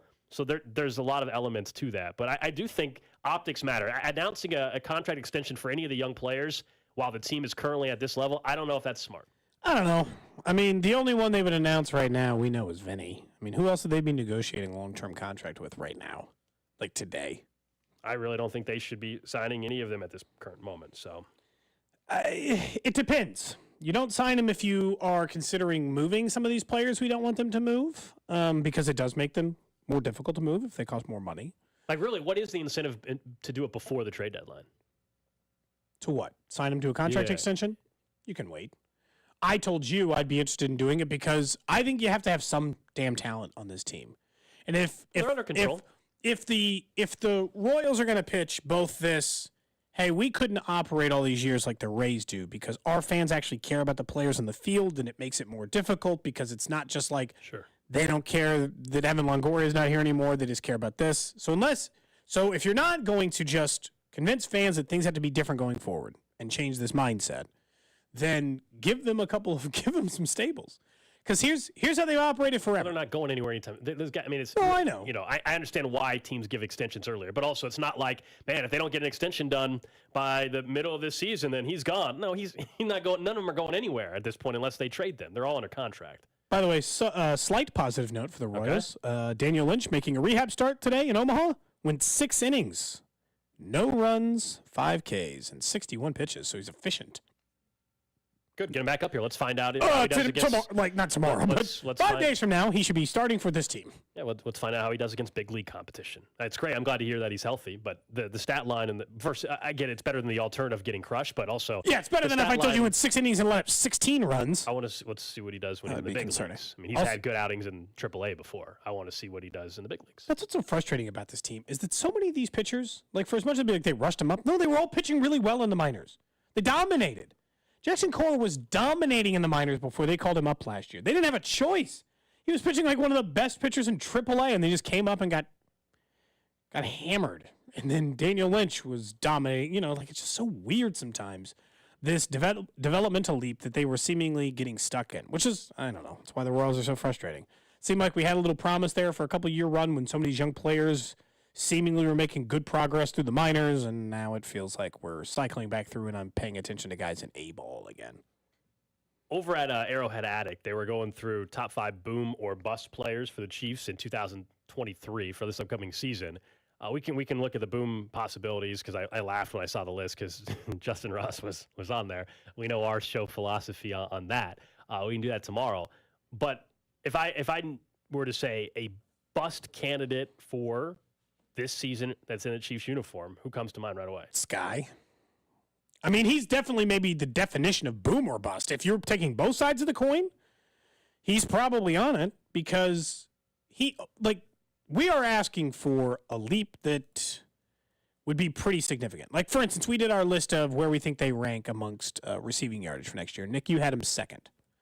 Sky Moore. So you obviously think highly of him. For a guy who only had 22 catches last season and did not get a touchdown until the Super Bowl on what was a wide open, 2-yard route. Like, I mean, it's not like, it wasn't like, wow, what a display. I mean, he was wide open, man. He's keeping him wide open. You're saying you would have caught it. No. I probably would have been far enough away from the defender. His wide open. It would have tripped. Yeah. Tripped and yeah, I would have tripped. Dragging my foot. I would have broken my finger trying to catch the ball. That's happened before, by the way. That's what. In that moment, if they had to replace me and all of a sudden, like, the VR were to a way they could put you in I drop it. There's just no doubt I would drop it. The pressure would be too much. Be too open, you just drop it. It's just the reality. Right. It happens. But he had 22 catches for 250 yards. He was a normally, we would call that player a complete non-factor. That is a, that would, like, not Justin Ross level non-factor, like you just mentioned his name, but that's a non-factor as a player. So, sure, he was a second-round pick, and he has a long way to go. So, I mean, he's the top of this mountain. No, he has to be. He has to be the first name if you're being honest about what happened a year ago, and then therefore the pressure that exists on this. That of course. I think Donovan Smith could bust, but it's only a year. I don't know how he would qualify. Like, for me, when I'm thinking boom or bust, I'm can't stay healthy. Doesn't get to play for you. I'm thinking you're thinking just drafted guys. Usually, right? Yeah, usually. I mean, Donovan Smith's a 1-year contract for $7 to $9 million. If he gets hurt like he was a year ago, or if he doesn't perform at a high enough level, we know when they signed Juwan Taylor, the initial thought was that he was going to be the left tackle. And then they were talking up Lucas Niang. They drafted a right tackle, potential right tackle in Morris as well in the middle of this year's draft. I don't think it would be this huge fail or bust if all of a sudden a veteran that's in his 30s on a 1-year deal. I wouldn't consider that a bust necessarily. I mean, to me, I think it can be guys who aren't just drafted guys. Because to me, I'm just talking about like this 1 year. Who is if I said riser or faller, I know bust is something we just generally attribute to drafted players, so that's probably why we do it. But if it's just, if I put it as simple as that, guys who had a chance to like do big things or come up way short. Smith is all of a sudden just immediately penciled in to be like left tackle for the year. Woo! I mean, I think short term feels like it doesn't take much. Or Brian Cook, right? All right, easy replace safety. By one Thornhill, you're going to fill his role, no problem. And all of a sudden you find out he can't hang, right? You got problems. I mean, I could see that those types of players do it, but it feels like a good majority of my players are either wide receivers or on the defense. Because Donovan Smith is like the only other offensive player really entertained. It's not going to be any of the interior linemen. That doesn't make any sense. Juwan Taylor has to be real bad at right tackle for that conversation to kick in. I mean, Pacheco, I don't know. He's a 1,000-yard back. I feel like he'd have to go to a 400-yard, but he's going to fall at the planet to be a bust. So it's not him. Like, if I just go through the roster, it is the wide receivers. Like, it is Tony. Yeah. Tony, by the way, can enter this conversation just the same for the same reasons we've talked about, which is injury. He gets through and he only plays 8 games. That draft pick, that third rounder is like, oh, God, we're just not going to get the quality out of him. Yeah, I mean, those Sky and Kadarius would be the first two that come to mind. You know, I think Kadarius Toney is going to be fine this year for this football team. We had our rankings of the wide receivers, and I am buying into the Kadarius Toney stock in a massive way for this upcoming season. But other than that, on the roster you go through, I mean, on the defensive side, I don't know if there's really candidates for it. Because based on what some of those guys did a year ago, it's hard for me to consider any of them, especially if they're the 7th round guys like Jalen Watson. Like, they're not bust. Those guys already gave you more Willie than you Gay. ever thought. How would he be a bust? He's been in the league for 4 years. I mean, I guess what's a, you know what I'm Keeps saying? getting hurt, can't stay on the field. So Same do you think problems he's had a before. bust? No. So then how would he all of a sudden I'm just saying for his final year? this season, if he is not the kind of player they need him to be, I'm just talking about for this year. I'm not just talking in general because, he's played enough for this team to not be a bust. Again, that's more just saying, did he have a disappointing season? Like, I think Willie Gay has shown enough. Like, the draft pick, whether they give him a second contract or not, that draft pick still was a fine pick. It's not a great pick. It was a fine pick. Sure, but he feels like the player who's supposed to go up or down this year and not stay the same. It's a big year for him. Which one are you going to do? Are you going to go up from where you've been this whole time, or are you sliding back down? And if that's the argument, I can see why it'd be easy to say Willie's more likely to slide in the worst direction. And he does have health problems. He's not injury prone, but I mean, he played in one complete season his rookie year, and he's missed, 4 or 5 games each of the last 2. They're not going to pay him and Bolton, and Bolton doesn't have to be decided on this year. Which means they'll pay Bolton. I think most likely. Or none. Yeah, I mean, I fully expect this to be the last year for Willie Gay in a Chiefs uniform. If you buy into that, then there's a lot of incentive for him to go out also and have a great year and get paid somewhere else. But other than that, I mean, Felix and Udike Uzama as a rookie, I don't know. The bar for him in general, to me, personally, is much lower than I think what we were putting for Karlaftis a year ago. Which is weird. I know. He's taking it the exact same. I understand, but doesn't it feel that way? Does it not feel that way? You know why it feels that way? Because Karlaftis worked. That's why you don't feel like the immense pressure to be like, oh my God, we need a young, good defensive pass rusher because Karlaftis is. Exactly. But they're wrong because they do still need that. Lots of teams need that all the time. I would set the same standard as I did before. If you get 3 to 4 sacks out of Uzama, it's a win. That's a win. It's hard to say opposite of that because that's what most rookie pass rushers, especially at the end of the first round, would get. Like, that I would take it. And, like, for me, like, those 2 other guys you're talking about just from draft, it's like I would never consider McDuffie or Karlaftis because I believe in them already as players. I feel like Karlaftis already feels like one of those guys who's going to have a good floor. Maybe the ceiling will never be what we saw with some of these guys like Jaron Allen or Justin Houston or Chris Jones, some of these great pass rushers that have come through Kansas City. But his floor feels very safe right now. Doesn't feel like the kind of player who's just going to fall off a map. Got better as the season went on, got more comfortable as the season went on. Everyone talks about the work he puts in. It's just hard to imagine it goes the other way. It really is. I have a question for you when it relates to sports wagering, because it's not that I want to get into the ethical conversation about whether or not players should be or not allowed to wager. I don't have a problem with they wager. It's fine. They just can't wager on the sport that they play, and they can't do it in the facility. Seems simple to me. Those are the rules. Those are the only 2 rules, by the way. Don't do it on the sport you play. By the way, don't do it on the sport you play at the level you play it. No one's saying you can't bet on college football. So don't bet on NFL football, and don't do it where you work. Good news is for the Chiefs, they can't do it where they work. Thanks, Missouri. Yeah, explain why you're even bringing it up, though, because there's now another report from Adam Schefter that says there's going to be a new wave of violations of the gambling policy. I'm a little worried that this storyline's going to get really tiresome really quick, not because these people are saying they shouldn't be able to gamble are wrong, but because they can't stay out of trouble. How is it that we're going to have 20 or 30? Because like right now, between like Calvin Ridley was a shock to the system. That was a full year ahead of time.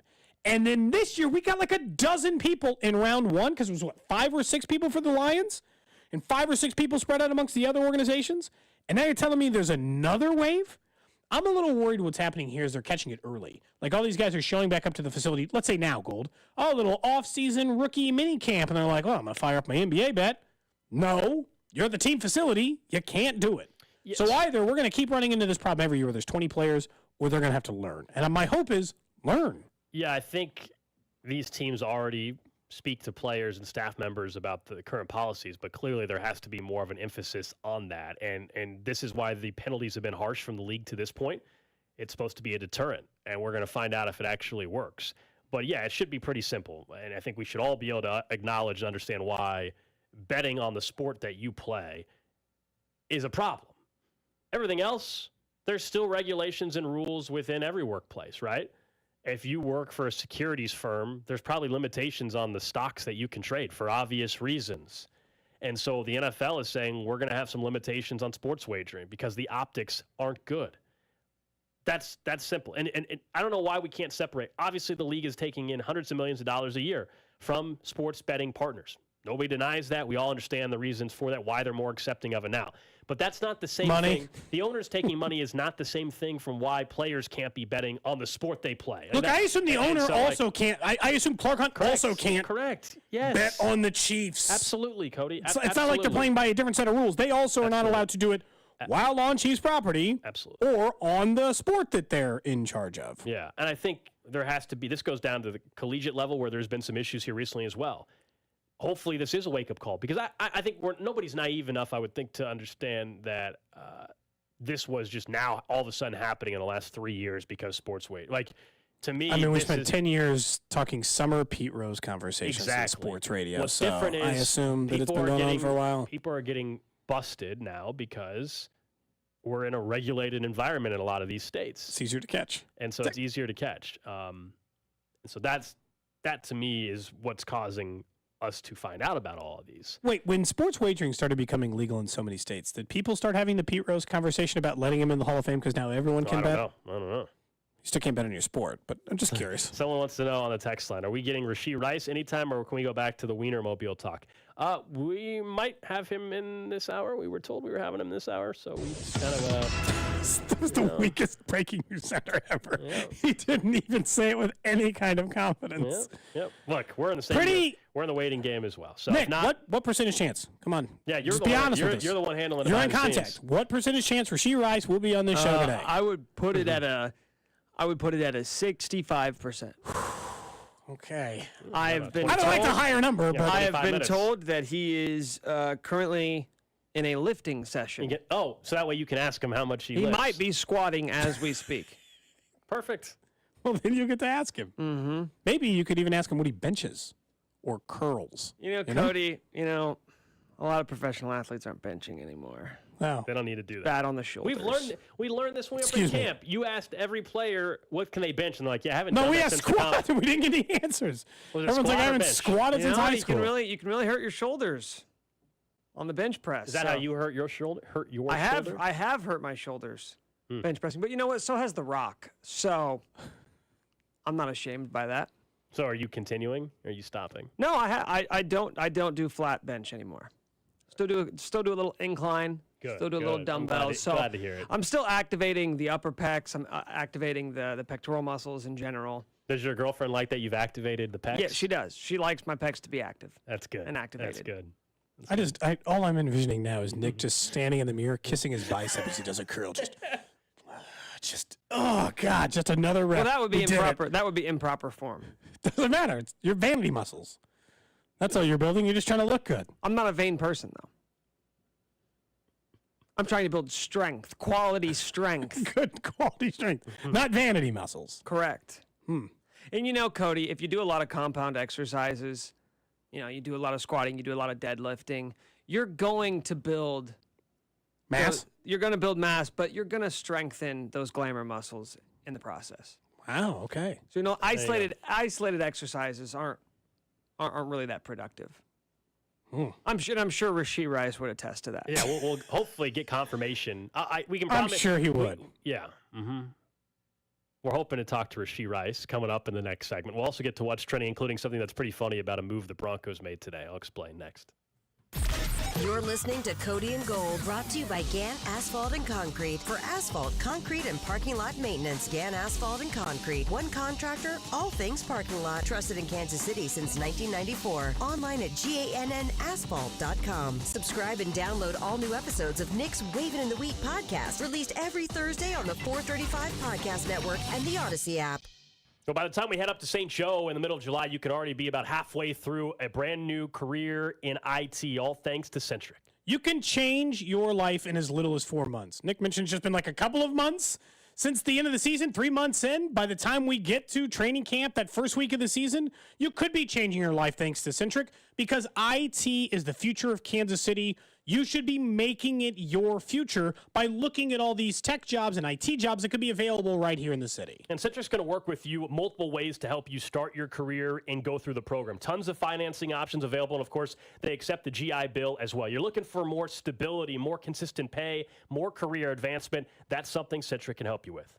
When you look at cybersecurity jobs or some of these others, you know that no matter the field you want to work in, it is available to do in IT. GI Bill and all those other fundings available for you. Take a look. Go to centric.com/610 and see for yourself.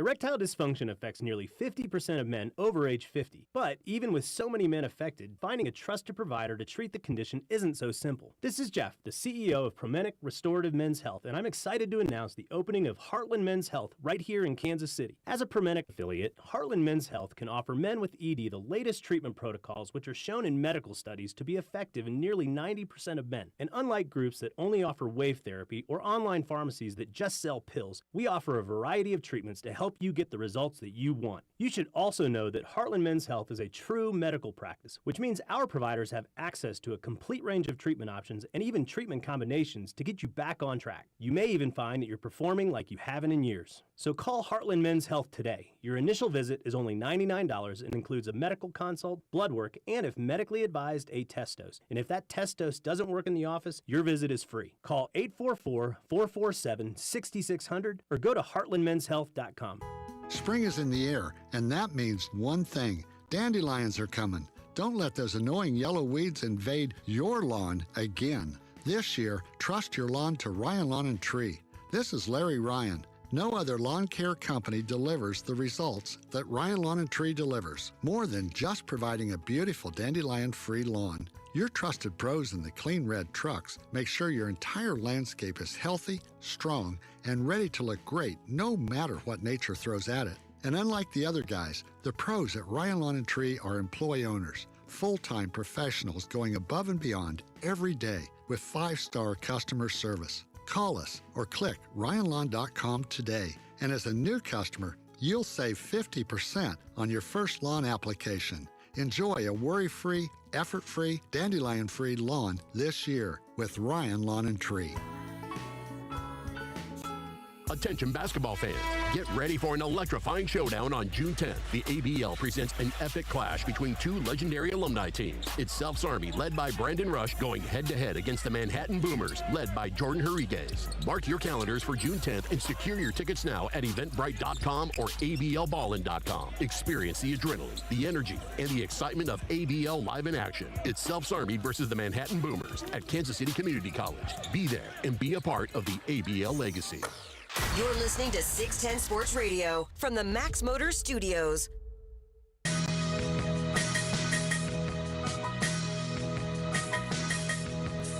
All right, back here on Cody and Gold. Alex Gold, Cody Tapp, Nick Schwartz with you on 610 Sports Radio. We'll get back into one of the big questions coming out of last night's NBA postseason in just a little bit. But we mentioned we are excited to be joined by one of the newer members of the Kansas City Chiefs, rookie wide receiver Rashee Rice, and he joins us here on Cody and Gold. Rashee, what's going on, man? How you liking KC so far? Honestly, I'm loving it. I guess, is there anything that has surprised you to this point? I know it's only been a couple weeks. Truthfully speaking, the most surprising thing here has been how good the barbecue is. So, okay, you were out at SMU. You were in Texas, so that's always a battle, the Texas barbecue, the KC barbecue thing. So what you just thought, did you just think Texas barbecue was that much better initially, or what? Yeah, honestly, I did. I really wasn't giving Kansas, a shot at first until I went to go try a couple barbecue spots. Rashee, one of the things that stood out here in the early part, before you guys had been drafted, was these Texas workouts. You guys were down in Texas together. You're working out with Patrick Mahomes. I guess, how close is what you do down there in a small workout with Mahomes mimic what you might do in like an OTA here in Kansas City? I would say it mimics, everything that I'm doing here a lot, just because Pat always comes with, like a real work ethic and real, like, a reason to why he's, doing a certain thing on the field. He always has a reason behind everything. Does he work out different than other guys you had before where you're like, oh boy, I'm going to have to do more of this if I'm going to keep up? Yeah. He's honestly, made me realize that I just got to take another step forward in my game just so I can be able to keep up with his speed and his level of play and just how fast, he communicates the plays and in the huddle and when I'm lined up. I know we see these workouts from a personal relationship standpoint. Do you guys, this might sound so, you guys go out to get dinner or drinks? Do you guys do anything after you finish these workouts, or is it just hang out at the field and then everybody heads home? At the moment is, I'm showing up, trying to earn my spot where I need to be on the field. Work is the most important thing to me right now. And when I got the plays done, everything like that, I look outside to find other stuff to do. We're talking to Rashee Rice, Chiefs rookie wide receiver here on 610 Sports Radio. I know you said you're locked in, obviously trying to pick up this offense. It's just day number 2 of OTAs. But when you do get some free time, what's on the Netflix queue or the streaming queue right now? Right now, I'm watching Power, but it's on Stars. Power? What's that about? Yes, sir. It's a kid named Tariq in the show, and he's a college student just trying to figure out a way to make ends meet and make money just so, he can get back to his family. Okay, I feel like I got to check it out now. I'm at least curious. Yeah. People always suggest, I feel like anytime I ask for a show, it's like, I feel like the streaming options, there's too many now. Is that what it is, Rashee? Is there, I could choose anything at this point. How did you stumble upon Power? Honestly, because I watch Keenan, and I'm a big 50 Cent fan. He's a producer of all the shows that I kind of watch right now, as far as, Keenan, BMF, and Power. When you talk about music itself, people always like to get to know you a little bit. We obviously, we can scour your social media, we can try to look for this stuff, but we don't necessarily know everything you're going to be into. What are your hobbies outside of this? We found out that people like working on cars or working in trading cards. What kind of things do you do outside of sports? Honestly, when I can be around my family, I'm a big family guy. Whatever it has to do with me being involved with the family, that's always good to me. I love to eat, so it's a perfect place for me to be here, eat some good barbecue, and watch my weight at the same time. And then, other than that, I am a car guy, just because there's a lot of cars that I used to want as far as, growing up, and now I see a lot of really cool cars on campus and stuff like that. What's the dream ride for you? Honestly, I really don't know. Probably like a Maybach or something real nice, something classy. Yeah, we talked to Clyde Edwards-Helaire about a year or so ago, and he works on cars, and he's like, are you into working on them, or are you just simply, hey, I always want the nice car, I don't need to mess with it? I had a Mustang, the last 2 years in college, and I was working on that constantly, and then I realized how much money I was spending on the car to get it to where I could easily go get another car that was probably the same price. We're talking to Rashee Rice, Chiefs rookie wide receiver here on Cody and Gold. Later this week, Rashee, we're as a show, we're headed to Worlds of Fun. I don't know if you're familiar. Worlds of Fun here locally, it's a theme park, right? It's an amusement park. I'm not a big fan of heights overall. Are you a roller coaster guy at all, or when's the last time you've been to a theme park? I've been to a theme park maybe about a year ago. Six Flags is really big in Texas, but I'm not necessarily an amusement park guy just because, unless I have a flash pass, so I can get to the front of every line. So you're not afraid of the rides. You just don't like the lines. Yeah, the lines are really long, but I like the little adrenaline, a little bit of rush just from being up that high. Oh, so you like the heights or whatever. Is it you brought up the cutting in line, or you didn't cut in line, you actually have a pass. My co-host, Cody, he's got in trouble. Okay. He cuts in lines. He doesn't actually have – yeah, he does. It's kind of disgusting, honestly. Rashee, it's not my fault. I think that sometimes that, there's supposed to be a little bend in the rules. That doesn't seem unfair, does it? Well, look, Cody, if we go, we're going to get some flash passes. That way we can get straight to the front. Speaking of wide receiver Rashee Rice here on Cody and Gold, we happen to see a photo of you at the gym with Mike Tyson. I guess, How did that come to be? I was training at XP down in Fort Lauderdale, and he went in there sometimes. His daughter works out in there as well, so just kind of seeing the opportunity to go up and ask him for a picture. You never know next time you'll be able to see somebody like that. So, did you get to have a little bit of a conversation with him, or just a quick photo? Quick photo. I didn't really know too much about what to talk about. You don't want to offer to get in the ring with him? He's a fighter. No, I'm not hopping in the ring with that dude. What's the price point? There's a number. There's always a number, Rashee. What's the number for you to step in the ring for one round with Mike? You got to give me at least $50 million. I would say, it's a fair answer. That's considering you're an NFL player now, so you got to. Yeah, I was gonna say that might even be low. If I was drafted in the second round, my number would be pretty high as well. Knowing that I got to think about future earnings. Yeah. I'm in radio. I don't have to worry about $50 million in future earnings. That's exactly right. We're talking to Rashee Rice. I did want to ask you though, because a lot was made of the workouts you had down in Texas before the draft, and I got to ask, knowing that you were working out with Patrick Mahomes, then to see on draft night, we saw how emotional and excited excited you were on draft night, and I saw a video when you were in the equipment room putting on the Chiefs helmet, and you couldn't stop smiling. It's one thing to get drafted, but you are landing in Kansas City, a team that has been at the top of the league for multiple seasons, coming off a championship, and you got the best quarterback in football. I mean, what is that like to not only be drafted but land where you're at? Honestly, it's surreal. It's more than a blessing, just because I didn't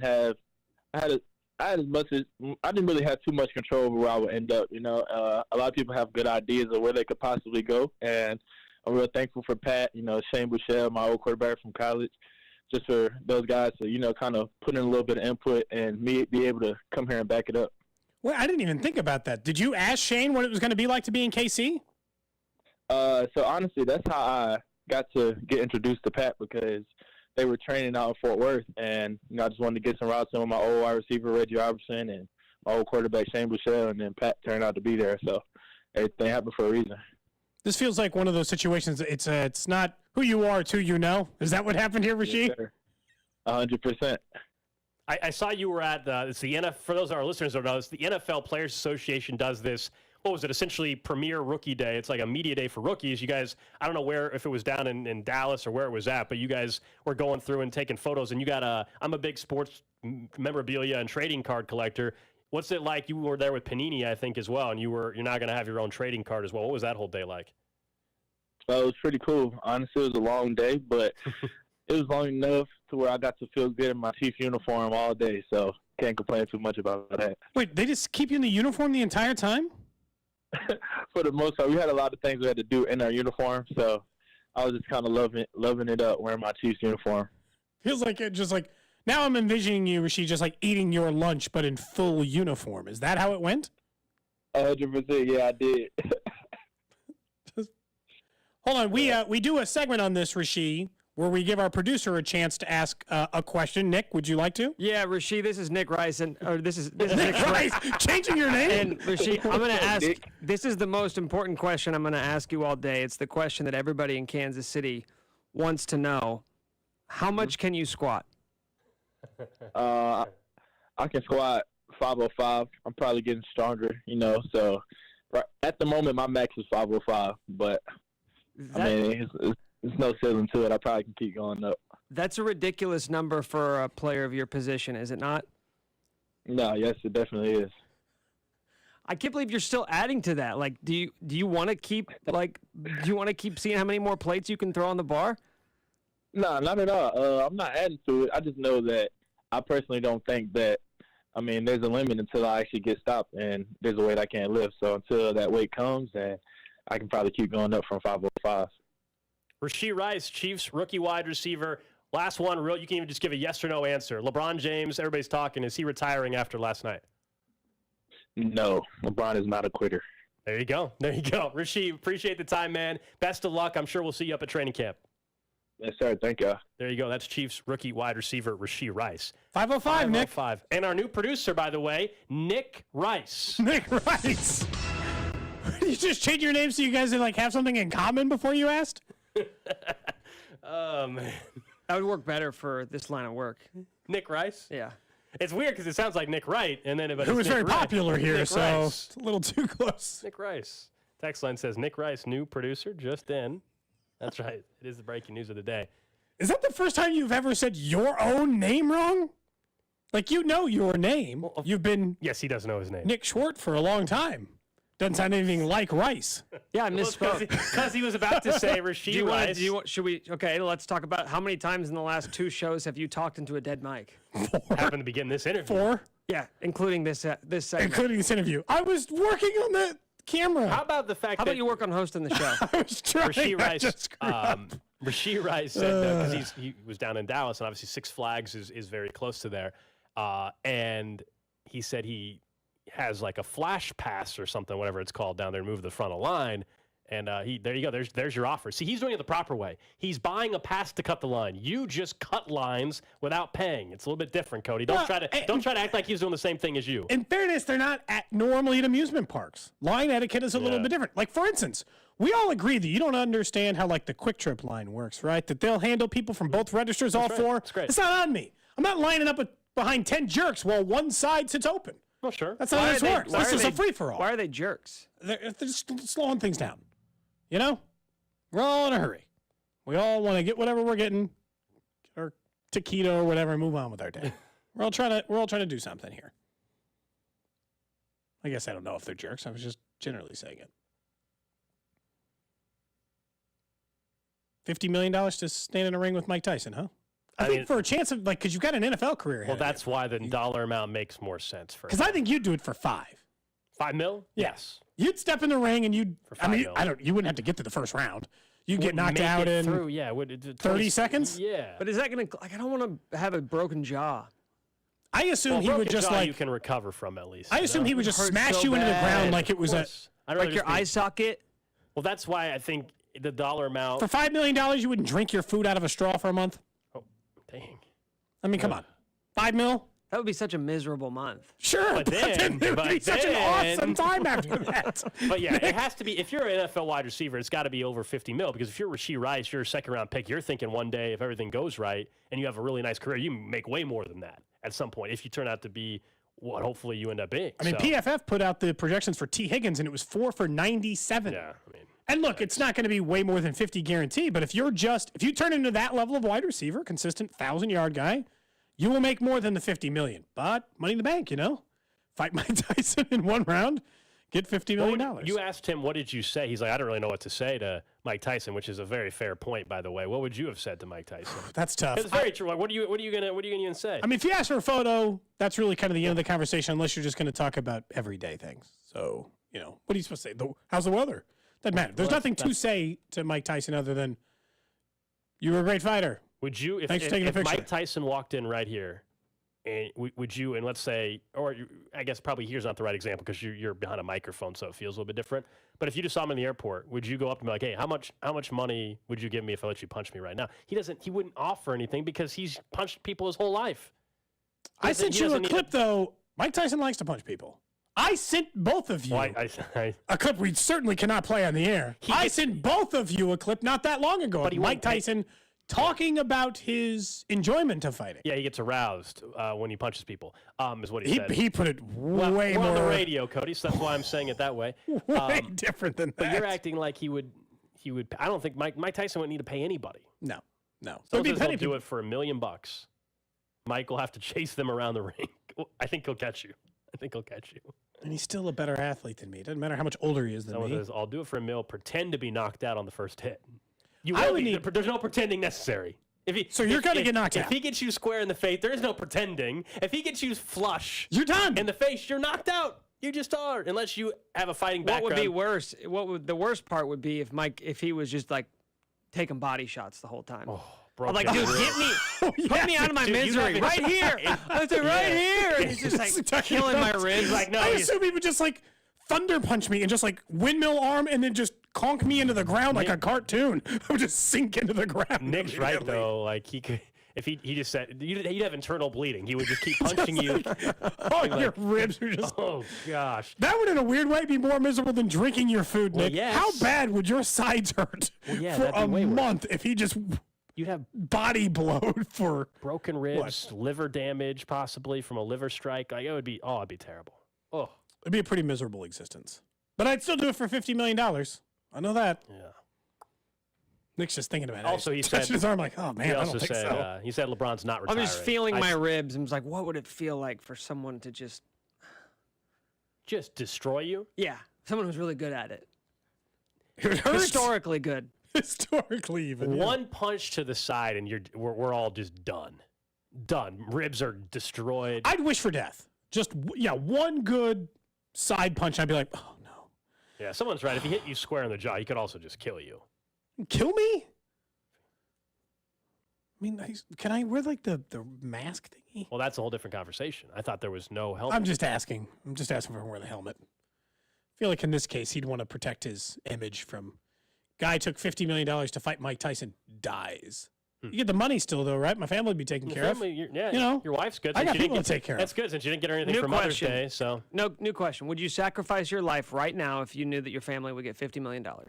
No, I assume they'd rather have me alive. What a dark question. I assume they'd rather have me alive. But I assume my family would answer wealth. Generational wealth. I assume my family would rather have me. Cody's in his 30s also. You're not asking somebody that's like 85 years old. Yeah, he's had a good life. Late 30s. Gold, late 30s. 38. Very late. When did we start late 30s? 36, 7? 37 and up, right? His late 30s, 37 and up, or 38. One of the two. It's not 36. He's got medical ailments. Who knows how much that's going to cost? I think you would be. You think I'm coming out way ahead of this? People are answering the question. A lot of people saying they would do it. They would say yes to the scenario. Your family would rather have you alive than $50 million. I would think so. You can't speak on everyone's families. You would call my wife and see if she'd rather have $50 million or me alive? Someone says, no way Cody's in his 30s. That's what we always said. We think it's. How old do you think I am? I misspoke. He's clearly in his 40s. Show the birth certificate. Release it. Release the birth certificate. That's right. Mm-hmm. I don't need to release a birth certificate. No. What do you have to hide? Nothing. I was born in Overland Park, Kansas. Uh-huh. Well, then it shouldn't be a big deal. What does that mean? Because you were born in Overland Park, Kansas, you think there's no way you could be old? So you just no, I'm just saying that's where I was born. I was just giving you a detail about my birth certificate. Yeah, that can be forged. That's easy. Yeah. Birth certificates can easily be forged? Is that what we're contending now? No, just your location. Yep. Mm-hmm. Oh. I don't know why I'd forge that versus any other part of it. I don't know, man. You tell me. Date of my birth. Someone said they'd find a replacement. Husband? I think is what. Yeah. Cool. That's exactly what I want. To be instantly replaced with money. Lots and lots of money.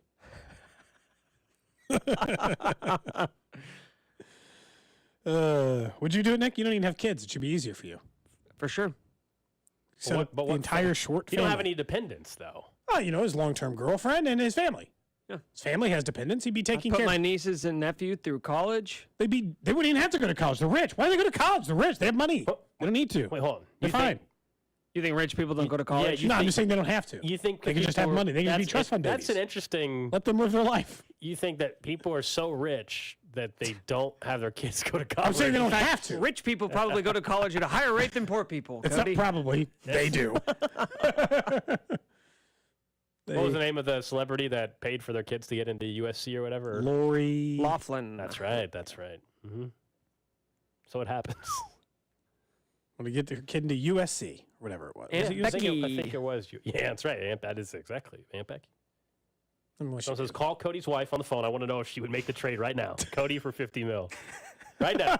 We need to know. Yes or no. Simple answer. I don't think your girlfriend would say she'd trade you for $50 million. I don't know. It's a lot of money. He would like to think the answer is no, but he doesn't know. If she chooses the money, I'm not going to fault her for that. Your understanding of that notion? Yes. This is not where I thought this conversation was going. What's the lowest dollar amount you would trade your family for that? What? I'm not saying what number. No amount of money. Trading my family off. Not getting me to admit to that. No chance. Oh, what a weird show today. What a weird show. Again, don't forget, though, we did announce today our third annual Cody and Gold garage sale benefiting the Negro Leagues Baseball Museum. That'll take place Tuesday, June 20th. Really excited about that. We're going to have some fun experiences. Also, those items you guys expect to have available. We're going to have it all up on our website this year, so I think it'll be a lot easier. Hoping to raise even more money this year for the Negro Leagues Baseball Museum. We'll talk to you guys tomorrow right here on 610 Sports Radio.